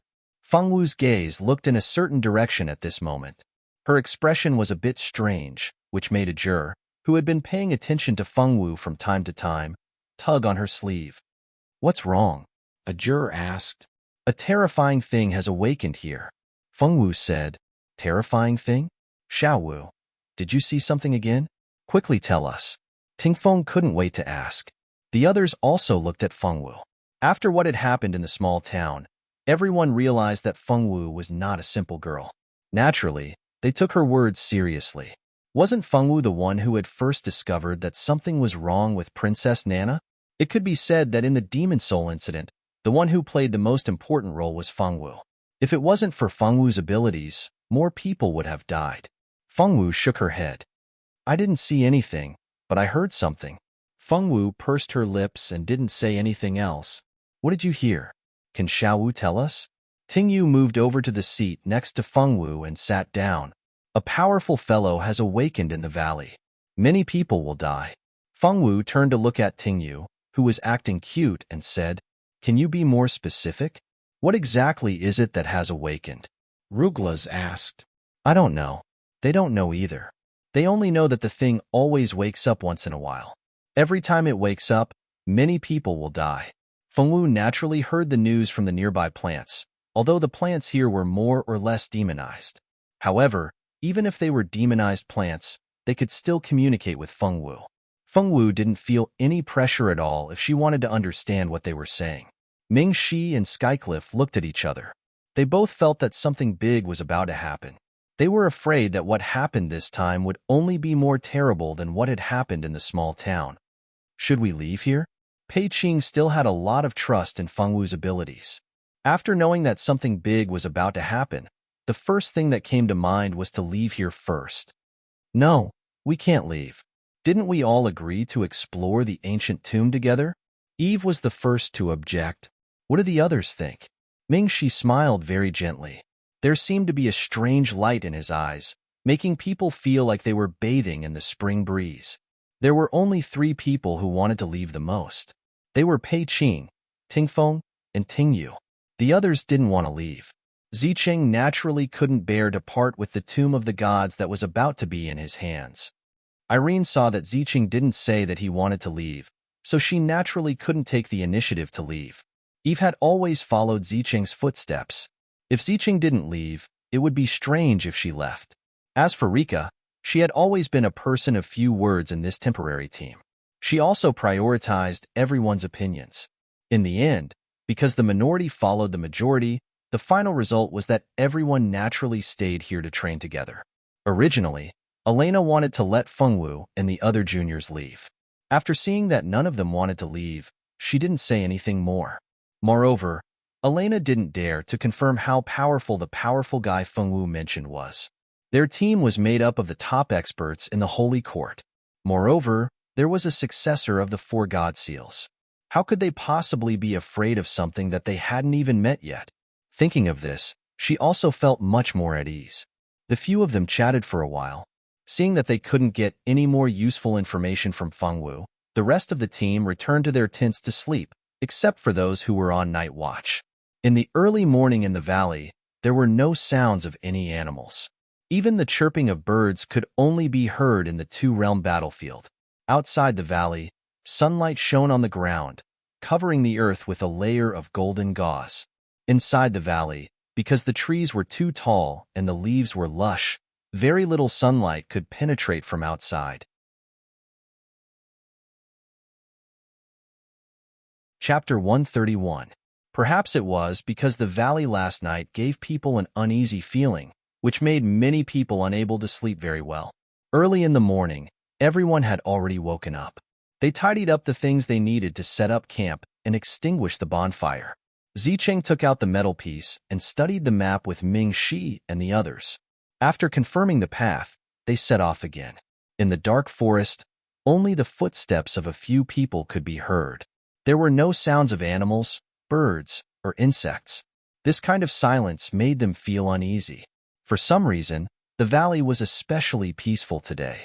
Even the mutated demonic plants that would occasionally attack them did not appear, and the legendary undead army was nowhere to be seen. In such a peaceful valley, they walked for a few hours. Apart from their conversation, they did not hear any other sounds. Is there something wrong? Isn't the 2-realm battlefield a legendary dangerous place? How can it be so peaceful and peaceful? Why does this feel wrong? Tingyu puffed up her cheeks and purposely stomped on the ground. That way, they could at least hear some noise. Everyone agreed with Tingyu's words. Wasn't that so? Everyone nodded secretly. This was really too peaceful. If they did not know that this was a famous dangerous place in the entire continent, no one would be able to associate such a peaceful place with the 2-realm battlefield. The calmer it is now, the more dangerous it will be in the future. Everyone be careful. Don't be careless. Ming Shi frowned secretly, the uneasiness in his heart growing. As they did not encounter any obstacles along the way, they advanced smoothly in the direction of the divine mausoleum. They did not expect to hear the sounds of fighting as they walked. It was very normal to see people fighting in the two-realm battlefield. There were many reasons why people would fight. Some were for benefits, some were for self-protection, and some were unlucky enough to meet their enemies in the two-realm battlefield. In short, in this place, if you saw people fighting together, don't take it too seriously. Just stay far away, and don't let the fire burn you. It was not the first time that Ming-Shi and the others had come to a dangerous place to train, so they immediately made the choice to take a detour. Killing and robbing happened every day in the two-realm battlefield. It was impossible to do anything about it, even if they wanted to. Moreover, Ming-Shi and the others were not so saintly. They would care about the small town's matters because the victims were all ordinary people. Moreover, the perpetrator was not an ordinary person, but the demon spirit of an ancient demon. And in the two-realm battlefield, ordinary people did not exist. Ordinary people could not enter the two-realm battlefield unless they wanted to commit suicide. Those who came here were all here to seek treasures. Since they were here to seek treasures, they would definitely be prepared to die an unnatural death at any time. If they wanted to obtain treasures, they would naturally have to take a certain amount of risk. No one was obligated to help them. Ming-Shi and the others made the correct decision in an instant. Unfortunately, just as they were about to take a detour, they had not taken a few steps when 7 people rushed out from nearby. Among the 7 people, there were 2 women and 5 men. The 2 women were very beautiful. Although they looked very wretched, there were no injuries on their bodies. As for the 5 men, there were wounds of different sizes on their bodies. It was obvious that they had just gone through a life and death struggle. You've come and help us. Among the 2 women, a woman in blue clothes' eyes lit up when she saw Fengwu and the others. She immediately ran towards Ming-Shi and the others. They were planning to use them as scapegoats. At this time, even if they said that they did not know that woman and the others, no one would believe them. Ming-Shi and the others secretly frowned. They did not expect to encounter such a situation. Behind the 7 people was a group of mercenaries. This group had a total of more than 30 people. Magicians made up a small part of the group, about 10 people. The remaining 20 or so people were all swordmasters. These swordmasters were all wearing the same swordmaster uniform. The 30 or so people all wore the same badge. These 30 or so people all looked murderous. Moreover, these people did not look like they were to be trifled with. Their strength was not low. The 7 people who were being chased rushed towards Fengwu and the others. It seemed that they were determined to drag all of them down with them. Unfortunately, their wishful thinking was destined to fail. Skycliff coldly pulled out his long sword and pointed the tip of the sword at the 7 people who were rushing over. He circulated his ice dough chi to the sword. He did not use any sword moves. He just casually waved his hand, and it made people feel an endless chill. It was as if they were about to be frozen. As Skycliff waved his sword, the 7 people simultaneously felt that they could not lift their feet. When they looked down, their feet were actually frozen at the same time. What are you doing? Let us go. The expressions of the 7 people who were in a hurry to escape changed greatly, especially the lady in blue. She did not expect that she would drag a group of people down with her just to buy some time for them. She did not expect that she would drag a group of people who were not to be trifled with. Any one of them could freeze all 7 of them at the same time with a casual swing of the sword. If they still thought that the other party was a soft persimmon that they could pinch at will with such strength, then they were too retarded. Friends, thank you for your help. A middle-aged swordmaster walked out from the group of mercenaries who were chasing them and nodded to Ming-Shi and the others. Looking at the other party's expression, it was obvious that he did not believe the words of the 7 people. That was right. Those who could survive in the two-realm battlefield were not idiots. That lady in blue could think of dragging people down with her. Could others not see through her intentions? No need to be polite. They overestimated themselves. Skycliff looked coldly at the 30 mercenaries, put away his long sword, and turned to walk back to the group. Skycliff's behavior was very rude. Some people in the mercenary group immediately glared angrily at Skycliff, but no one spoke up to denounce him. As expected, those who could survive in the two-realm battlefield were not idiots. Casually making enemies without understanding the strength of others was the rhythm of wanting to die. I am the captain of the third small team of the Inferno mercenary group, Cohen. May I know who you are, my friends? Cohen was not angered by Skycliffe's attitude. Instead, he laughed very straightforwardly. We are merely students of the Notre Dame du Starlight who have come out for training. Our names are not worth mentioning, Mingxi said with a faint smile. Mingxi was the most beautiful among all of them. His beauty was like the gentle moonlight. That faint smile was like a ray of moonlight that suddenly appeared in the darkness, shining into the hearts of others. This person was too good-looking. Cohen sighed inwardly. Compared to this person's looks, their group was like a group of butchers who could not be seen in public. Cohen did not suspect anything when he heard that they were students of the Notre Dame du Starlight who had come out for training. After being a mercenary for so many years, he still had this bit of discernment. Chapter 132. Let us go. Do you know who we are? We're from the Italy family. If you dare to hurt us, the Italy family will never let you off. Beside the blue-clothed woman, a green-clothed woman was shouting crazily. Mingxi wasn't the least bit interested in why they were fighting with these 7 people. He said his goodbyes and led his people to leave. Wait a moment, students. Something big might happen in the two-realm battlefield. If you're only here to train, it's better to leave quickly. Of course, Mingxi team wasn't the only one who noticed the abnormality in the valley. The other experienced people also noticed it. Letting Mingxi and the others leave at this time was indeed out of goodwill. He didn't want to see such a young group of students with a bright future get into trouble in the two-realm battlefield. Thank you for your concern, but we'll be careful. Mingxi's gaze became even more sincere because Cohen sincerely wanted to remind them. Although they had already noticed that something was wrong with the valley, they still had to accept his kindness. Seeing that Mingxi had taken his advice, Cohen didn't care whether they planned to leave or stay. After all, they were just strangers who had met by chance. He couldn't care too much about Mingxi and the others. It was already good enough that he was reminded. After Mingxi and the others took a detour and left, they didn't care about what would happen to the 2 teams. Before night fell, the group found a good place to set up camp and cook. Unlike Fengwu and the others who only had the habit of carrying dry rations, Mingxi team's people went out to train every year. They were already used to carrying all kinds of spices and ingredients with them. This way, when they didn't want to eat dry rations, they could still make something to eat. We'll help too. Zicheng took the pot from Elena's hands and helped her set it up. Eve helped Elena wash the vegetables. The water used to wash the vegetables was conjured by Zicheng using water magic. On the other hand, Irene was holding a kitchen knife and peeling potatoes. Fortunately, potatoes were very popular even in this world. Moreover, the potatoes in this world were very big, several times bigger than the potatoes on Earth. Fengwu, come help me cut the vegetables. Elena saw Fengwu standing there in confusion. She didn't seem to know what to do. Her heart softened. She handed the kitchen knife to Fengwu and asked her to help cut the vegetables. Fengwu took the kitchen knife, and her eyes lit up. This was the first time that someone had given her a job related to the kitchen. The Fengwu girl was a little excited. Ajur had just finished setting up the tent for the night with the other boys.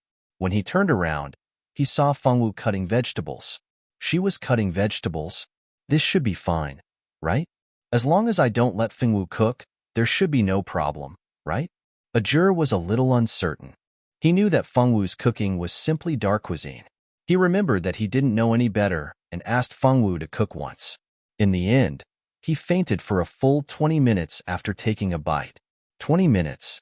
If someone wanted to harm him, 20 minutes was enough for him to die several times over.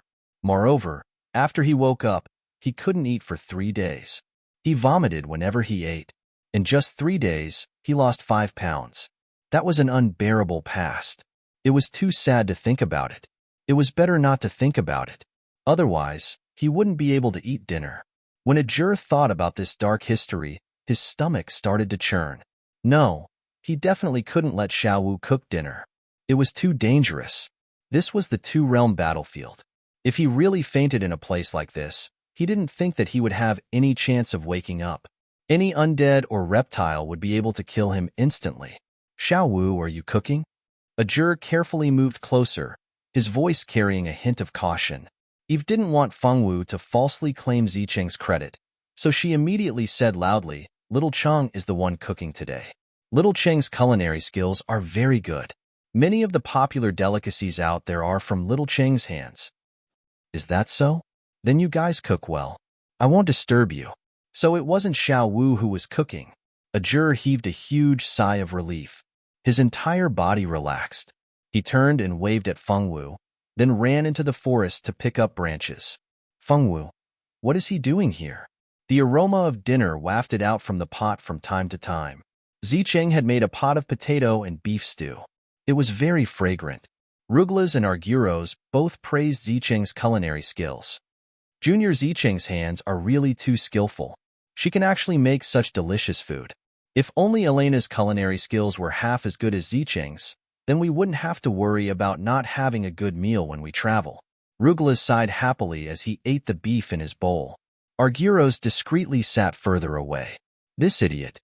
So you're saying that Junior Ruglas is very dissatisfied with my culinary skills?" The last word was slightly dragged out, causing all the hairs on Ruglas' body to stand up. Only then did he realize how big of a mistake he had made. He actually dared to say that Elena's culinary skills were not good in front of her. Wasn't that a sign of wanting to die? "Big sister Elena, I was wrong. I was confused and said the wrong thing. Can you be magnanimous and pretend you didn't hear it?" Ruglas was like a little wife who was being abused. He hugged his bowl with tears in his eyes.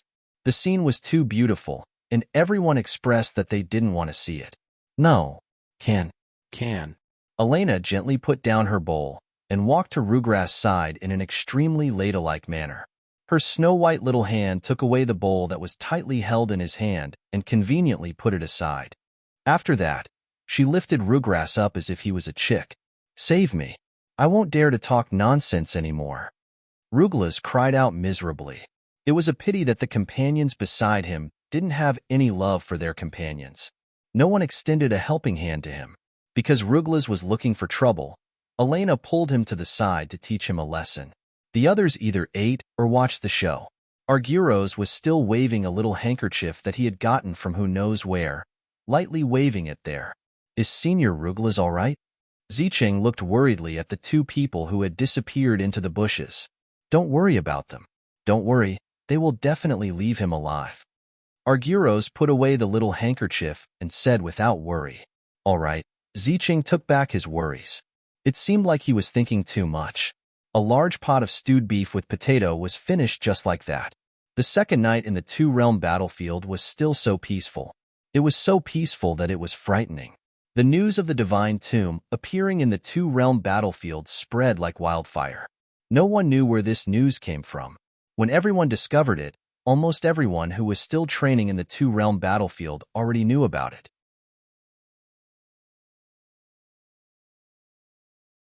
Chapter 133.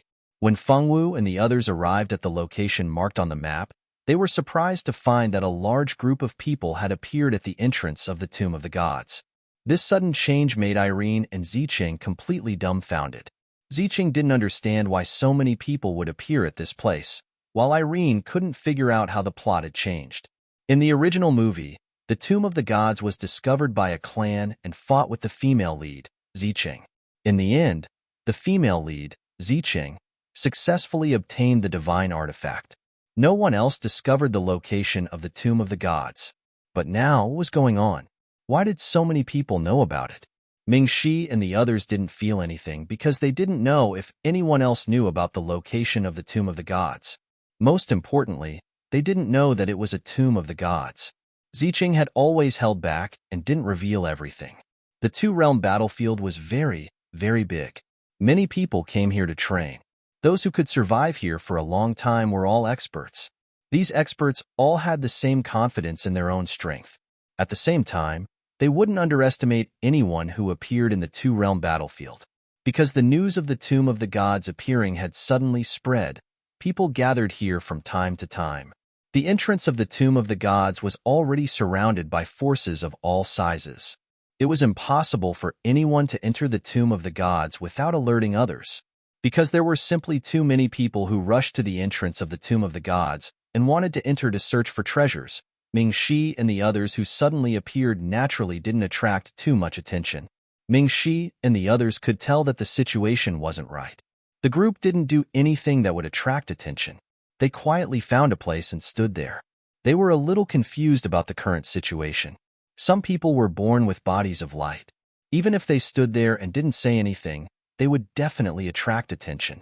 Most of Ming Shi's group had this potential. There was the gentle and beautiful Zicheng, the beautiful and generous Elena, the bright and cheerful Irene, and the black-haired and black-eyed Fengwu, who had a unique oriental charm. Even Eve and Rika were beautiful women.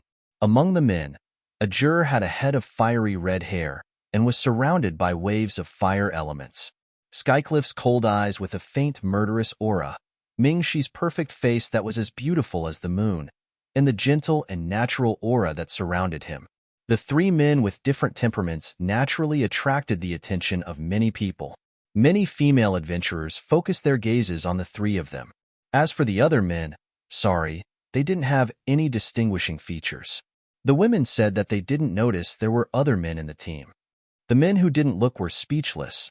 Hey, are you also here to look for treasures in the Tomb of God? Not far from Ming Shi's group stood another group of people. There were both men and women in this group. They were obviously very interested in the people of the Ming Shi team. After staring at them for a few minutes, a young man who looked a little slovenly finally came over. You two? Arguros, as the little diplomatic expert of the Ming Shi team, naturally took the job of the ambassador of the Ministry of Foreign Affairs. But what the hell was the Tomb of God? Wasn't this an ordinary ancient tomb?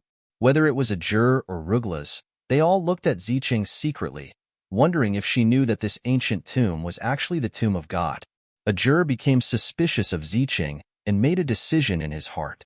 If they really entered the ancient tomb, they must be careful of the girl called Zicheng. That girl didn't look very honest. Although Rugla's and the others also had some doubts, they didn't immediately convict Zicheng. Maybe she really didn't know. And even if she knew, she was the one who found the information about the Tomb of God. It was reasonable for her to hide something. After all, the temptation of the Tomb of God was too great, and it was necessary to guard against people. Zicheng's impression in the hearts of these people changed a little because of this incident. Didn't you say it was an ancient tomb? Fengwu asked, puzzled. The Fengwu girl didn't mean anything else. She was just curious about this matter. Unfortunately, in the ears of some people, it wasn't the case. Zicheng bit her lip. Her expression was a little bad, and her eyes revealed a sense of uneasiness and grievance. I'm sorry, Xiao Wu. I really didn't know that this was a tomb of God. I really thought it was an ancient tomb. Zicheng acted like an ignorant girl and vividly portrayed the grievance of being misunderstood. If she didn't know the truth beforehand, Irene would have applauded her acting. What do you mean? Are you blaming Little Chung? Little Chung hasn't been here before. She didn't mean to lie to you. Eve, who had always been the most protective of Zicheng, naturally jumped out to make her presence known. Ladies, this is indeed a tomb of God. However, the news of this tomb of God suddenly spread yesterday. No one knows where it came from. In any case, this news seemed to have spread throughout the entire two-realm battlefield overnight. Even the exact location of the tomb of God was spread. We came here to verify it. That young man didn't seem to notice the undercurrent between the girls as he spoke with a calm expression. So it's like that. We also heard that an ancient tomb had appeared nearby, so we wanted to try our luck. We didn't expect that this wasn't an ancient tomb, but a tomb of God. Arguros timely expressed her surprise at this matter. Then the person who passed the news to you must have misheard. The appearance of the Tomb of God is a grand occasion for the entire continent. Who knows how many experts are rushing here? Right now, several large mercenary groups have already surrounded the entrance of the Tomb of God. Unless the key to open the Tomb of God is gathered, no one can enter. Key. There's a key to open the Tomb of God? Why hadn't they heard of this before? Of course there's a key. This is a Tomb of God. If you don't have some tricks up your sleeve, not just anyone can enter. The young man said. Then who has the key? Pei Qing couldn't help but ask. The young man turned to look at Pei Qing. It should be with the Raging Inferno Mercenary Group. That's what the rumors say outside. Raging Inferno Mercenary Group? This name was too familiar. Didn't they meet them yesterday? Argyros thought about how the young man in front of her said that the news of the Tomb of God had suddenly spread yesterday, and that they had met the Raging Inferno mercenary group yesterday to capture those 7 people. Could it be that there was some kind of relationship between the two?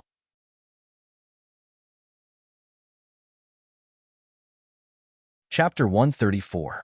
Just yesterday, a young mercenary from the Vicious Flames mercenary group found a small piece of iron on a corpse that had been dead for many years. This incident happened to be seen by 7 youths from the Italy family who were passing by. The 7 of them joined forces to snatch the small iron plate from the hands of the young mercenary. The other 7 youths did not know what the small iron plate was at first. They only saw the young mercenary find it on the corpse. In the spirit of not letting go of any good things, no matter how small a mosquito was, it was still meat. The 7 youths then took action to snatch the item from the young mercenary.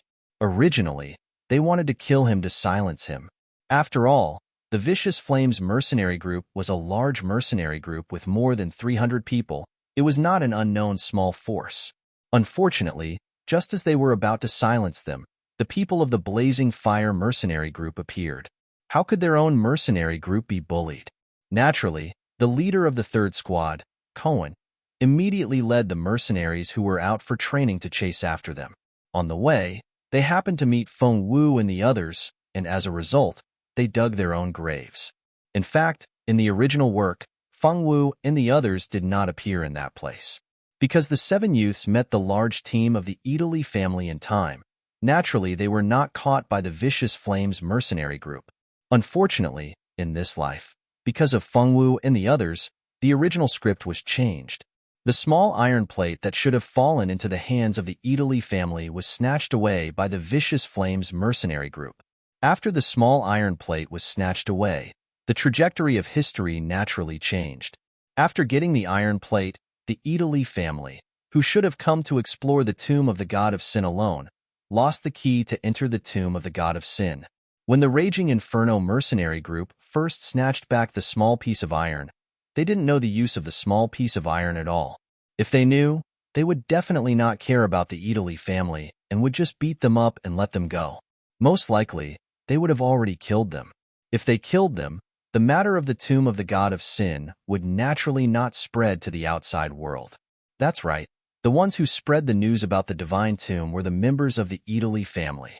After the 7 youths met the elders of their family, they naturally told them about how the Raging Flames mercenary group had snatched the key to the divine tomb that belonged to their family. The people of the Adori family were naturally angry. Since they couldn't get it, they couldn't let the people of the Raging Flames mercenary group monopolize it. Therefore, they spread the news of the tomb of the god of sin's appearance without benefiting themselves. Because during their escape, one of them had stained the metal plate with his blood. Therefore, they had already looked through the map and successfully found the location marked on the map. In order to not let the Vicious Flames mercenary group pass by, and in order to have a fair share of the loot, they did not hesitate to stab the Vicious Flames mercenary group in the back. By the time that small mercenary from the Vicious Fire mercenary group was bleeding from his wound, causing the small piece of metal to reveal its true appearance, it was already too late to salvage the situation. Those 7 people had already been released and had successfully joined up with his family's main forces. When the Vicious Flames mercenary group sharpened their swords and prepared to go to the tomb of the god of sin's treasure hunt, the news of the tomb of the god of sin's appearance had already spread throughout the entire 2-realm battlefield. This was really a sad story. Now, Feng Wu and the others naturally didn't know about this inside story. Now, Argyros was using his eloquence to get more inside information from the young man who had taken the initiative to talk to him. The news that the key is in the hands of the Vicious Flames mercenary group was also spread out together with the news of the tomb of the god of sin. Elena felt that she smelled the scent of a conspiracy. That's right, it was spread out together. We were originally guessing whether the Vicious Flames mercenary group had offended someone, so there was such a rumor. They wanted us adventurers who wanted to hunt for treasure to help them go against the Vicious Flames mercenary group. But after later observation, we found that the key might really be in the hands of the Vicious Flames mercenary group. The person who spread the news might not be lying. After this news was confirmed, Many large mercenary groups had already gotten in touch with the Vicious Flames mercenary group. The situation of several large mercenary groups surrounding the entrance of the tomb of the god of sin was the result of their discussion. Thank you for telling us so much, brother. If it weren't for you, we still wouldn't have understood the situation. Arguros said with a smile. You don't have to be so polite. This news is known to everyone now. It's not a secret at all. The young man waved his hand and said with an indifferent expression, Ajur, are we still going in? Feng Wu pulled on Ajur's clothes and asked with uncertainty, Don't you want to go? Ajur lowered his head and looked at the uneasy girl. Not really. It's just that the tomb of the god of sin is very dangerous. Feng Wu had read many books and naturally knew what kind of place the tomb of the god of sin was. It was the tomb that the god of sin built for himself with his last breath before he died. There were countless benefits in the tomb of the god of sin, and naturally, there were endless dangers. It was written in the book that every time the tomb of the god of sin was opened, countless mages and swordmasters would fall inside. Feng Wu looked at Ming Shi with some uneasiness and pursed her lips. Ming Shi felt Feng Wu's gaze and looked back at her, nodding gently at her. You don't have to go in if you're afraid of death. No one asked you to go with us. The person Eve hated the most was naturally Feng Wu. Before she entered the Notre Dame du Starlight, Eve had a one-sided feud with Feng Wu. After that, the feud between the two deepened to the point that it was irreconcilable. In addition, Feng Wu had just suspected her good friend Zicheng, so her anger towards Feng Wu was off the charts. Shut up if you don't want to die. Ajur looked at her with disdain, not bothering to hide the viciousness in his eyes. You're the heir of the 4 god seals. How can you threaten a girl so easily? Eve said unhappily. Fortunately, Ajur had already set up a soundproof barrier when Eve spoke. If he hadn't acted quickly, his identity would have been known to everyone. Eve, how can you talk about Ajur's identity in a place like this? Irene naturally jumped out at this time to improve Ajur's favorability. I didn't say anything wrong. It's not like his identity is shameful. Why can't I say it? Eve glanced at Irene indifferently. Eve disliked Aaron's meddling in other people's business. Yeah, could it be that Ajur is afraid that after his identity as the heir of the 4 god seals is exposed, people will know that he casually used the power of the god seals to make things difficult for girls? Rika suddenly spoke at this time. Rika had always held a grudge against Ajur for using illusions to make her lose face. Now that Ajur and Eve were going against each other, she naturally wanted to help Eve make Ajur suffer.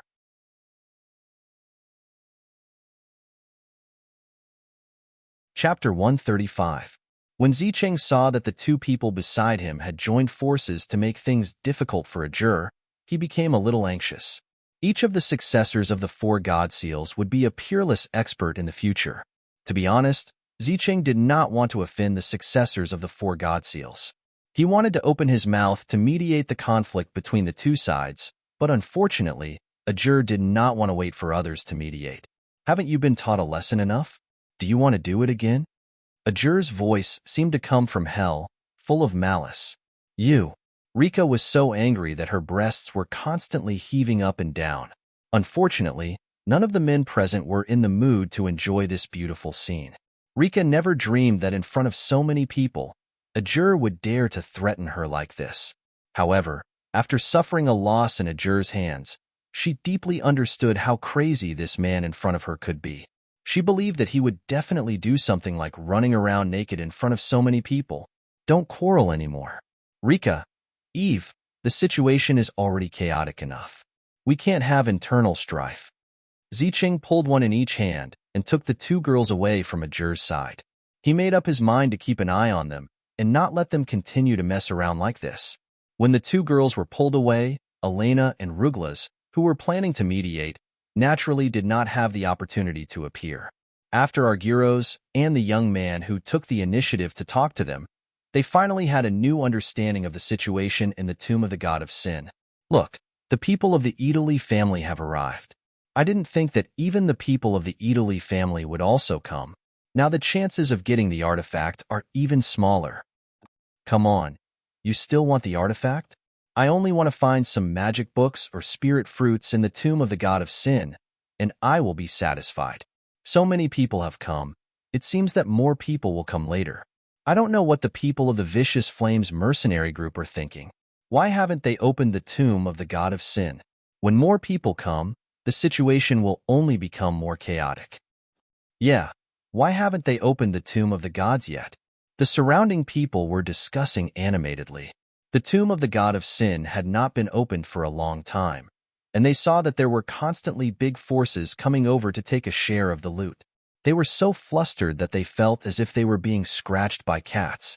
In the midst of everyone's discussion, the people of the Adori family walked over in an imposing manner. The middle-aged man walking at the front was wearing a black magic robe. The magic elements around his body were very active. One could feel the magic aura coming from his body, making people not dare to underestimate his strength. Walking behind the middle-aged man were a few people who were about the same age as him. Some of them were holding magic staffs, while others were holding long swords. Every single one of them was emitting a powerful aura. About 30 people walked directly into the crowd. Although there weren't many people from the Italy family, no one dared to underestimate the strength of this family. After all, they were a famous family in the Soya Empire. That was a family that had the protection of a sorcerer. In the Soya Empire, there were not many people who dared to offend the Adori family. Big brother, look, isn't that the group of people who stopped us yesterday and caused us to be caught by the Inferno mercenary group? The girl who spoke was wearing a blue tulle dress. She was holding a magic staff in her hand. She was very beautiful. It's really them, Big Brother Abel. We can't let them go. If we don't kill those people, I won't be able to get rid of this anger in my heart. A girl in pink looked at Feng Wu and the others. Her beautiful big eyes were full of hatred. The hatred in her eyes was almost tangible. If looks could kill, Feng Wu and the others would have been killed a few times already. Angela, Bonnie, don't worry. We will definitely kill those guys. Abel looked at the direction of Ming Shi and the others viciously and walked towards the 7th elder who was walking in front. This 7th elder was one of the 12 elders of the Adori family. He was very strong. This time, he was responsible for leading some of the family's younger generation with potential to gain experience. He didn't expect to encounter such a big event in the tomb of the god of God in this place. The 7th elder hated the Inferno mercenary group who robbed the key to the tomb of the god of God from the Adori family. After Abel told him that the key was taken away by the Inferno mercenary group because someone stopped them, the 7th elder naturally wouldn't let go of those who stopped the younger generation of the Adori family and helped the Inferno mercenary group to get the key. Dealing with the Inferno mercenary group may take a long time, but dealing with a few young adventurers, the 7th elder had no pressure at all. As soon as Abel pointed out that the group of people was nearby, the 7th elder immediately decided to take care of that group of people. The people of the Adori family were not people that could be bullied by just any cat or dog. Ming Shi and the others sensitively felt that there was a malicious gaze falling on them. When they looked back, they saw a group of people who they didn't know. Aren't those young people the guys who wanted to drag us into the water yesterday? It was Irene who found the young people standing at the back. Otherwise, they didn't know when they would realize when they got into trouble. It's really them. I think I heard them say that they are from the Adori family. Arguros said after thinking for a while. It seems that they want to kill us, Skycliff said coldly. After entering the tomb of the god of God, everyone must be careful. I suspect that they will do something to us in the tomb of the god of God. Mingshi frowned slightly. Obviously, he didn't expect that an accident would cause such a big trouble. They must have thought so, Tingfeng and Tingyu said in unison. Abel originally wanted the 7th elder to take them immediately and kill those people here. Unfortunately, the 7th elder didn't want to kill the students of the Notre Dame du Starlight in front of everyone. The Notre Dame du Starlight was not a small force on the continent. Although it was only a school, everyone knew that the relationship between the Notre Dame du Starlight and the Star Hall had always been very good. Moreover, the Dean of the Notre Dame du Starlight and the Lord of the Star Hall had an extraordinary status. On this continent, they were like gods. The 7th elder didn't want their Adori family to provoke a big force like the Notre Dame du Starlight. Although they didn't want to provoke the people of the Notre Dame du Starlight, they had to avenge the loss of the key to the tomb of the god of God. The 7th elder decided that after entering the tomb of the god of God, They would catch Ming Shi and the others in one fell swoop. By that time, even the Notre Dame du Starlight wouldn't know that it was them. The Seventh Elder's idea was very good, but would it go so smoothly? Why do they want to kill us?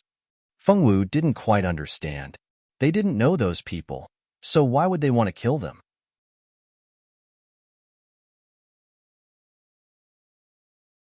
Chapter 136. Some people can't be reasoned with. They don't need a reason to kill. If you meet such lunatics in the future, don't be polite to them. A juror took this opportunity to educate the naive Feng Wu. Feng Wu nodded. She understood that those who wanted to kill for no reason were lunatics. Ming Shi secretly approved of a juror's education of Feng Wu. Although they had only known each other for a few days, Ming Shi had already seen that this girl was too naive. If she wasn't properly educated, she might be deceived by bad people in the future. Isn't this Elder Farley? Are you the one leading the team this time? A middle-aged man wearing a swordsman's uniform and the badge of a mercenary group had a subtle smile on his face as he looked at the group of people from the Italy family. The seventh elder heard the voice and looked at the newcomer with a cold glint in his eyes. Captain Ando has also come. You really came quickly. I heard that the news of the Divine Tomb's appearance spread so quickly because of Elder Farley's contribution. Our mercenary groups should properly thank Elder Farley.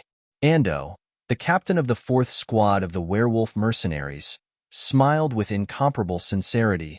You don't have to thank me. This elder just doesn't want the Raging Inferno mercenary group to monopolize the Divine Tomb. This Divine Tomb belongs to our entire continent. How can we let the Raging Inferno mercenary group monopolize it? The 7th Elder Farley was not someone easy to deal with.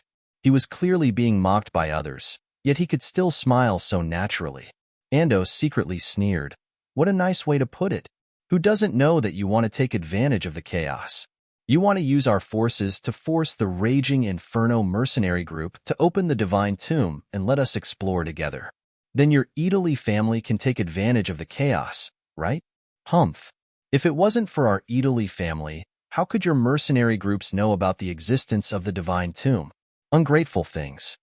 The two old foxes were clearly cursing each other to death in their hearts, but they didn't show any dissatisfaction on their faces. Should they say that they were indeed worthy of being the upper echelons of a large force? Farley, you're here too. How come only you came out of the 12 elders of the Adori family? Can you protect the little ones behind you by yourself? At this time, another person walked over. This person's voice carried a sinister tone, and he had heavy dark circles under his eyes. He held a long magic staff in his hand, and the dense aura of mana pulsing around him made it clear that this person was not someone to be trifled with. There's no need for you to worry, Shiat. You should worry about your Lienya family. Farley snorted coldly and led his clansmen to the side to wait for the god tomb to open. Our Lienya clan has produced many capable people. Your Italy clan doesn't seem to have produced any capable talents in recent years. Shiat sneered with a mocking expression. The group of juniors standing behind Faley glared at Shiat, but Shiat just snorted in disdain. This snort, which contained mana fluctuations, immediately turned into mana fluctuations that attacked the juniors of the Adori family. The juniors of the Adori family obviously didn't realize that they were about to be plotted against. How could a magic expert be discovered by a few insignificant juniors when he made a move? Attacking the juniors, Shiat, you're still so shameless. Farley stabbed his magic staff into the ground, and the invisible attack was immediately eliminated. Humph! Shiat snorted coldly and led the people of the Lienya family away without looking back. Those who could be here weren't idiots. Their goal was the treasures in the god tomb, so they didn't want to waste their fighting strength at the entrance. The elders of the other families and the mercenaries didn't say anything. At this time, the most important thing was to preserve their strength. They didn't want to meddle in other people's business. Fortunately, Farley and the others only said a few words and then found a place to wait. There was no more communication. After half an hour, more and more people came to the entrance of the legendary tomb of the god of sin. Finally, the people of the Inferno mercenary group appeared. As soon as the members of the Inferno mercenary group appeared, they were immediately welcomed by everyone. At this time, everyone wanted to strive to enter the god tomb as soon as possible. Captain Cohen, it's been a long time since we last saw each other. We'll have to trouble Captain Cohen to explore the God Tomb.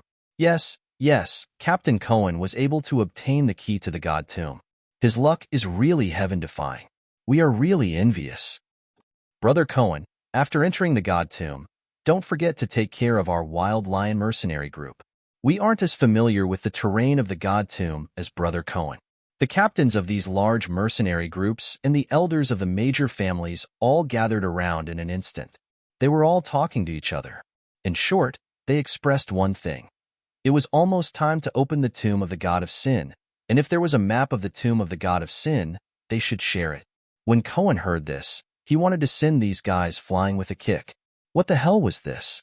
The Inferno mercenary group was very happy to obtain the opportunity to enter the God Tomb, but he was only responsible for bringing a few new mercenaries to gain experience. There were only a few experts in the group. What was the point of exploring the God Tomb at this time? Could they really come out after entering? Cohen was very doubtful of this, but he had no choice but to enter. Now that everyone knew that the key to the God Tomb was in Cohen's hands, if he didn't open the God Tomb, he was sure that these people who were waiting to enter the God Tomb to search for treasures would be inhumane and directly kill him to snatch the key. Although he had already sent one of his fastest men to the headquarters to inform the guild leader still needed some time to travel. He could only hope that the guild leader would be able to arrive before they left the Tomb of the Gods. Like Cohen, there were many people who had sent people back to inform the forces behind them. Not many of the true experts of the major forces had come here. If they wanted to obtain the benefits of the God Tomb, they definitely wouldn't be enough. Reinforcements from the rear were necessary. Let's quickly go to the other side. Zicheng's eyes flashed when he saw Cohen appear. Why? Argyros asked, puzzled. The others also looked at Zicheng with puzzled eyes. While everyone was gathered in front of the legendary entrance to the God Tomb, no one noticed that a small group of people was quietly leaving from the other side. After avoiding most of the people, Zicheng led Ming Shi and the others to a very secluded place. There were only some mutated plants around. There were many experts in their group, so dealing with one or two mutated plants was naturally not a problem. This is the other entrance? Irene pointed at a smooth stone wall and asked.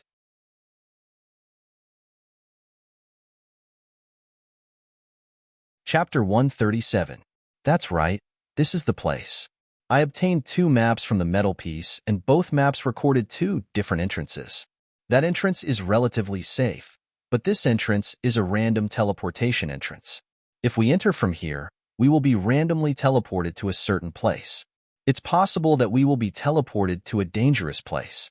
Originally, I didn't want to take this path, but there are too many people crowding around the other entrance.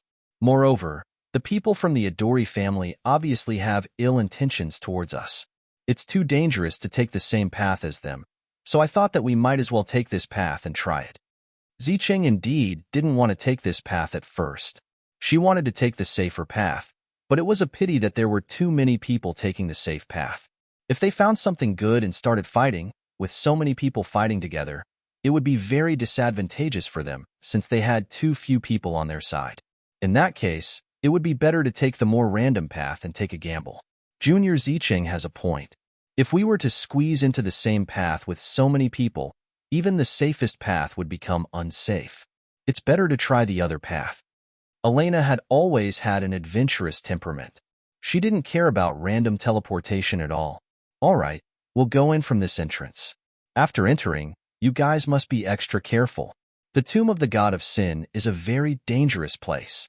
As a senior, Ming Shi naturally had to remind his juniors, as well as Ting Feng, Ting Yu, and Pei Qing, whom he had just met not long ago.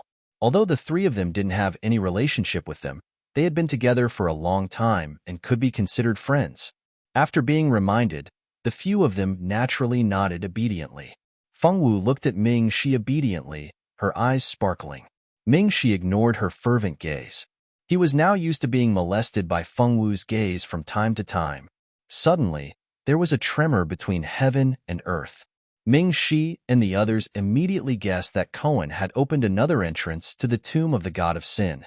Zicheng took out a small iron plate and pointed it at the smooth mountain wall.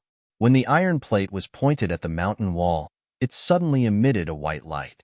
Then, on the originally smooth mountain wall, a black hole suddenly appeared. The hole was very dark, and they could feel the powerful energy inside the black hole. Ming-Shi and the others exchanged careful glances and then walked into the black hole one by one. After a while, Fengwu held her dizzy head and found herself surrounded by a large group of magical beasts. Yes, there was a large group of magical beasts around, and some of them were even the same kind of magical beast. Fengwu had seen this kind of magical beast in a book before. It was a four-winged magic goat, a high-level fire-type magical beast. Their mouth and body burned with raging flames all year round. Their four wings were also made of fire feathers. According to the novel, these fire feathers could all be used to attack their enemies. A high-level magical beast like the four-winged magic goat was not commonly seen under normal circumstances. Unless one went to a place where magical beasts lived together, there was probably a chance of encountering it. The place where high-level magical beasts lived was very dangerous, so dangerous that it was comparable to the few great danger zones. Fengwu looked around and found that other than her, there were no other humans around. Did they get separated? Fengwu blinked. She was not used to it. Fortunately, she grew up on Mount Yuehua since she was young, so she quickly adapted to the feeling of being alone. The high-level magical beasts, the four-winged magic goat, already knew that there was a human invading their territory. Originally, these magical beasts wanted to directly kill that blind human, but when they felt Fengwu's aura, these originally ferocious high-level magical beasts immediately changed their minds. This human's aura smells really good. I want to be friends with her. Me too. Me too. The aura of this human feels really comfortable. Who is this human? Why don't I want to fight with her at all? Dozens of four-winged magic goat, big and small, old and young, all curiously looked at Fengwu. Those mature magical beasts still had a certain resistance to Fengwu's aura, so they didn't immediately rush over to ask for a hug. Those little magical beasts didn't have this kind of willpower. They wagged their tails and ran over to Fengwu's feet with their four short legs. The little guys gently bit Fengwu's skirt with their teeth, begging to be hugged and caressed. Fengwu narrowed her eyes and the corner of her mouth hooked up. Fengwu liked to get along with little animals the most. Although the animals in this world looked a little strange and had a strong lethality, it couldn't stop Fengwu from liking these little guys. Fengwu wasn't afraid of the flames on the little guys' bodies at all. She lowered her head and touched their backs, then played with their little wings. The little guys happily bleated. The mature magical beasts, who were originally worried that Fengwu would hurt the little guys, were completely relieved after seeing that Fengwu wasn't afraid of the flames on the little beasts' bodies. The flames on the fire-type magical beasts had spirituality. When they weren't attacking, as long as you had good intentions and didn't have any evil thoughts, the flames on the magical beasts' bodies wouldn't be able to hurt you. Instead, you would only taste the pain of being burned by the spiritual fire. Fengwu wasn't afraid of the flames on their bodies, which proved that Fengwu was a person with a pure mind and didn't have any evil thoughts. It was impossible for people with evil thoughts to not be burned.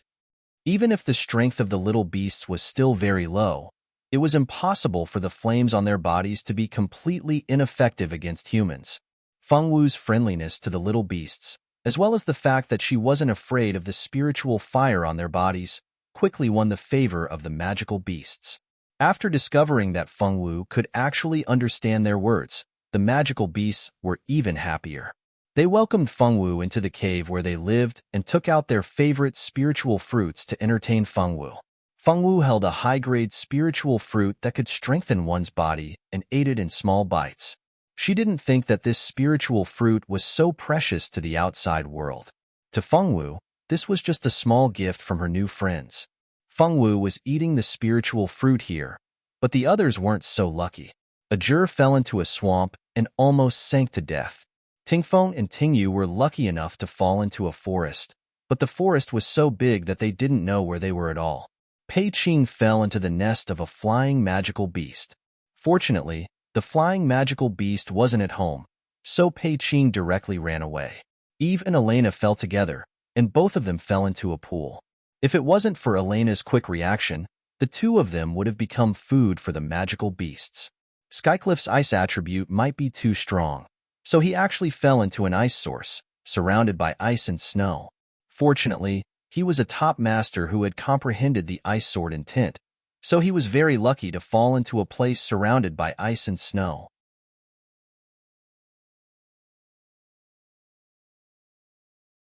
Chapter 138. Ziqing fell into a ruin. Surrounded by collapsed buildings, there was no one around, so it was relatively safe. On the other hand, Aaron landed in a medicinal field.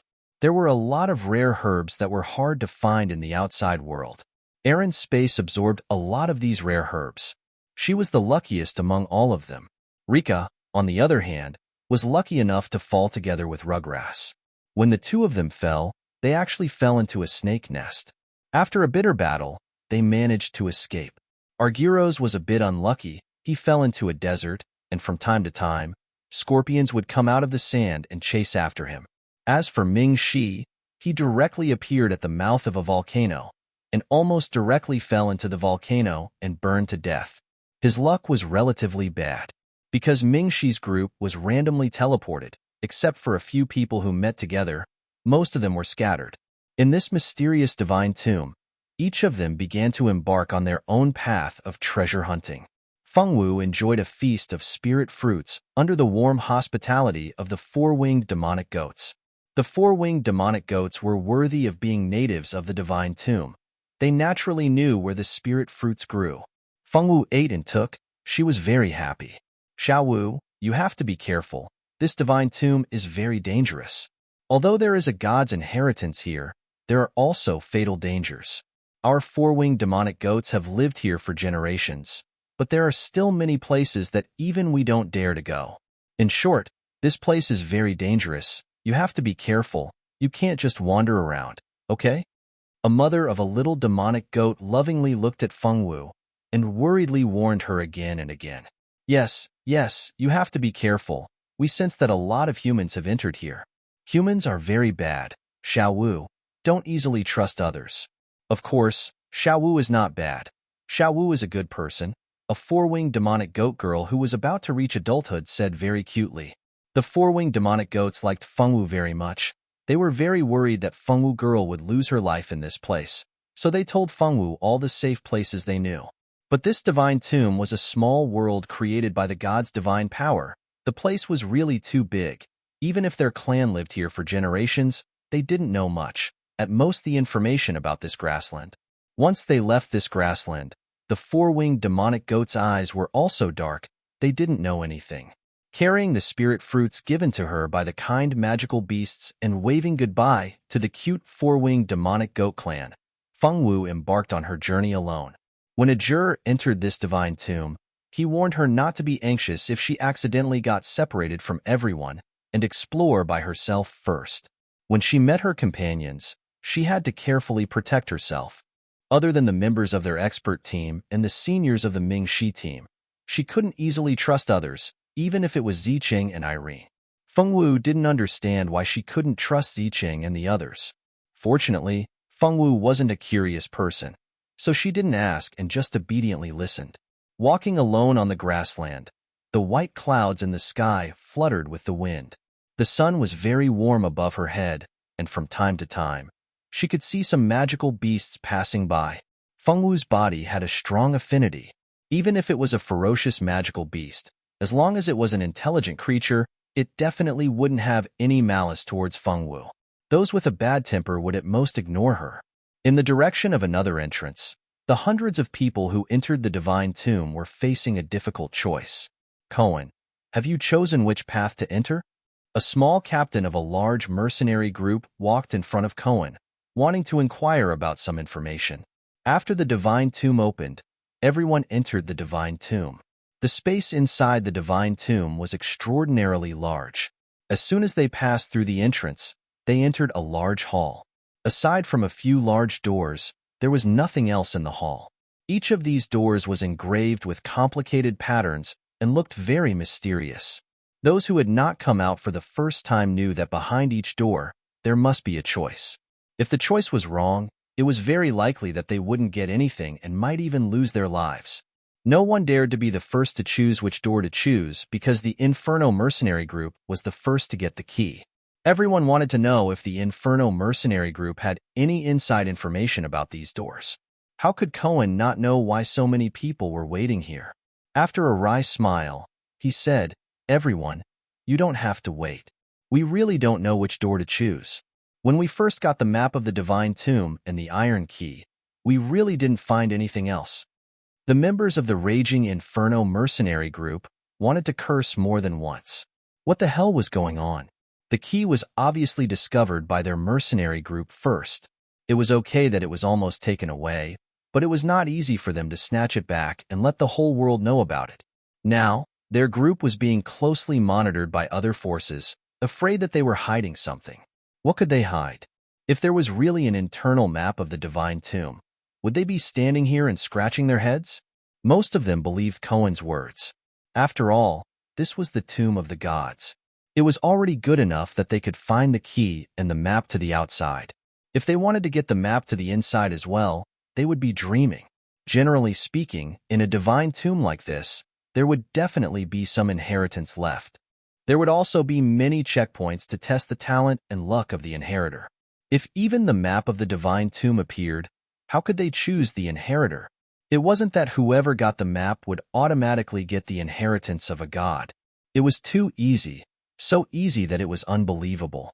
Thinking about it this way, it was more believable that Cohen's team didn't get the map of the Divine Tomb. Of course, those who believed in Cohen were rational people. There were also those who just wanted to try their luck. They didn't care whether Cohen really had the map or not. They just wanted to try their luck. What if Cohen lied? Wouldn't it be a good opportunity to follow them? In short, those who believed in Cohen began to choose the door they wanted to enter. As for those who didn't believe in Cohen, they all stared at Cohen's group, waiting to see which path they chose. In short, after a long time, the first person to make a choice appeared at the other entrance. How is this possible? Why am I in the desert? After someone entered a random door, he found that he was directly teleported to the desert. For a moment, there were exclamations everywhere.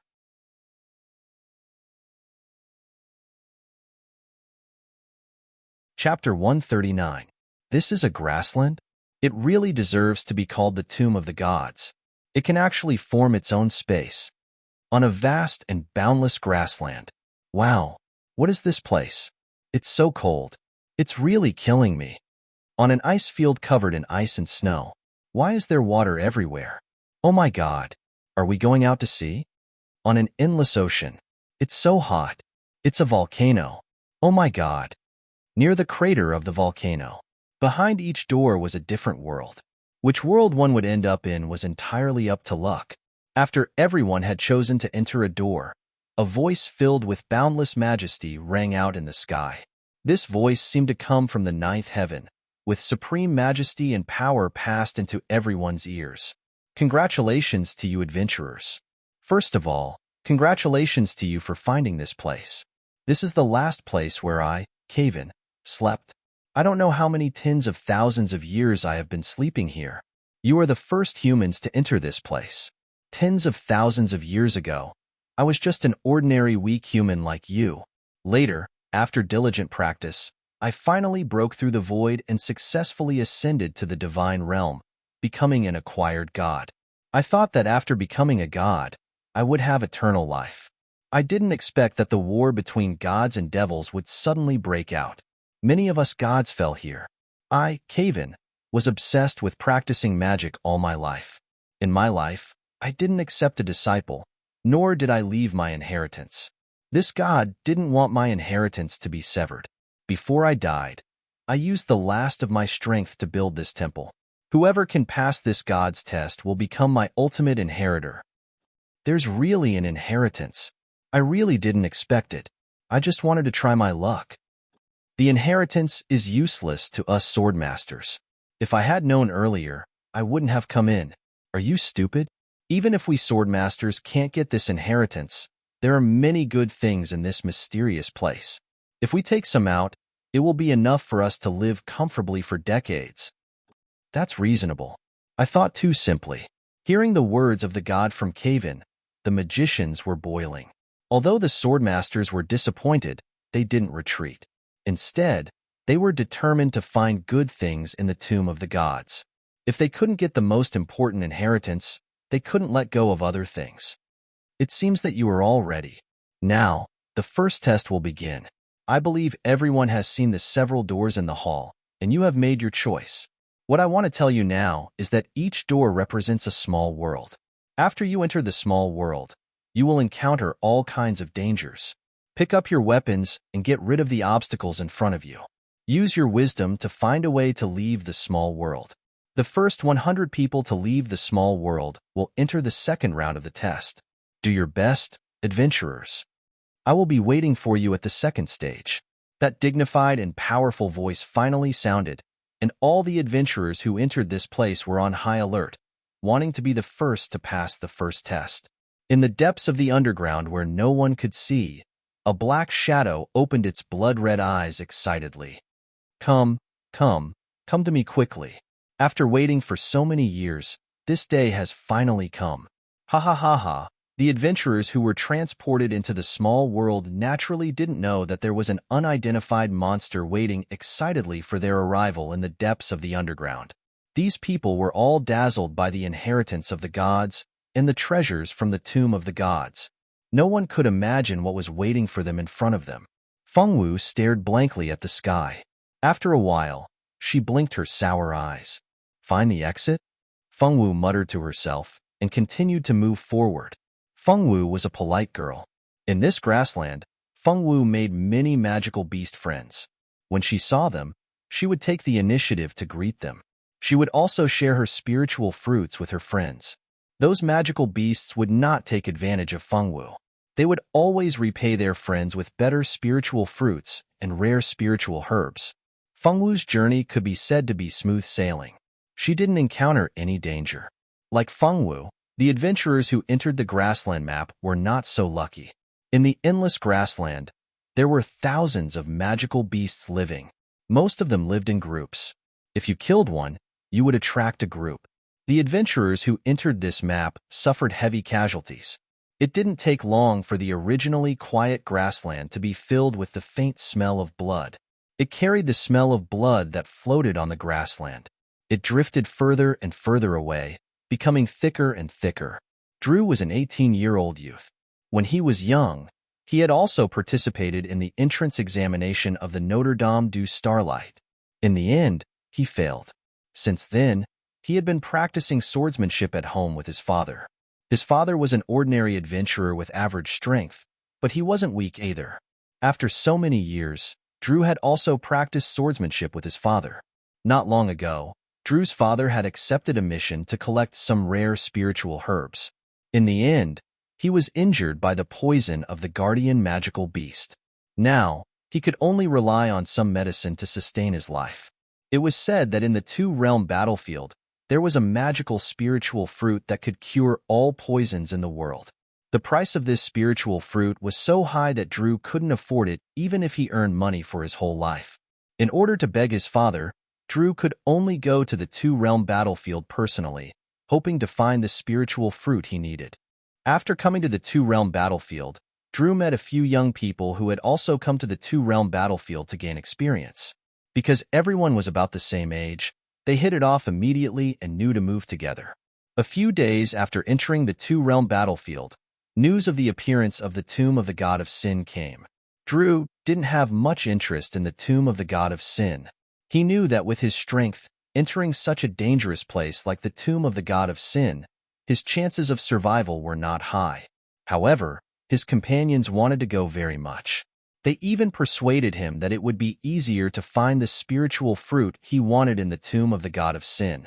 Only then did he agree to enter the dangerous Tomb of the God of Sin together. After entering the entrance of the Tomb of the God of Sin, the door they chose led to a grassland. This grassland was very large, and they couldn't see the end of it at all. The appearance of the God of Sin called Caven made his companions even crazier. They wanted to pass the test and obtain the inheritance of the God of Sin. The magicians in their team showed their determination to obtain the inheritance. And at this moment, he was in a tough battle with his companions. Damn it! Why are there so many wolves? A rather handsome young man gritted his teeth and cursed as he used fire magic to force back the pack of wolves. You're tuning in to the Romance Rendezvous YouTube channel. We're so grateful for your support, and don't forget to subscribe to join us on this incredible journey through captivating stories. Your generosity through donations truly makes a world of difference, as it's the primary source of revenue that allows me to expand and enhance this channel for you. Thank you from the bottom of my heart for being a part of this adventure.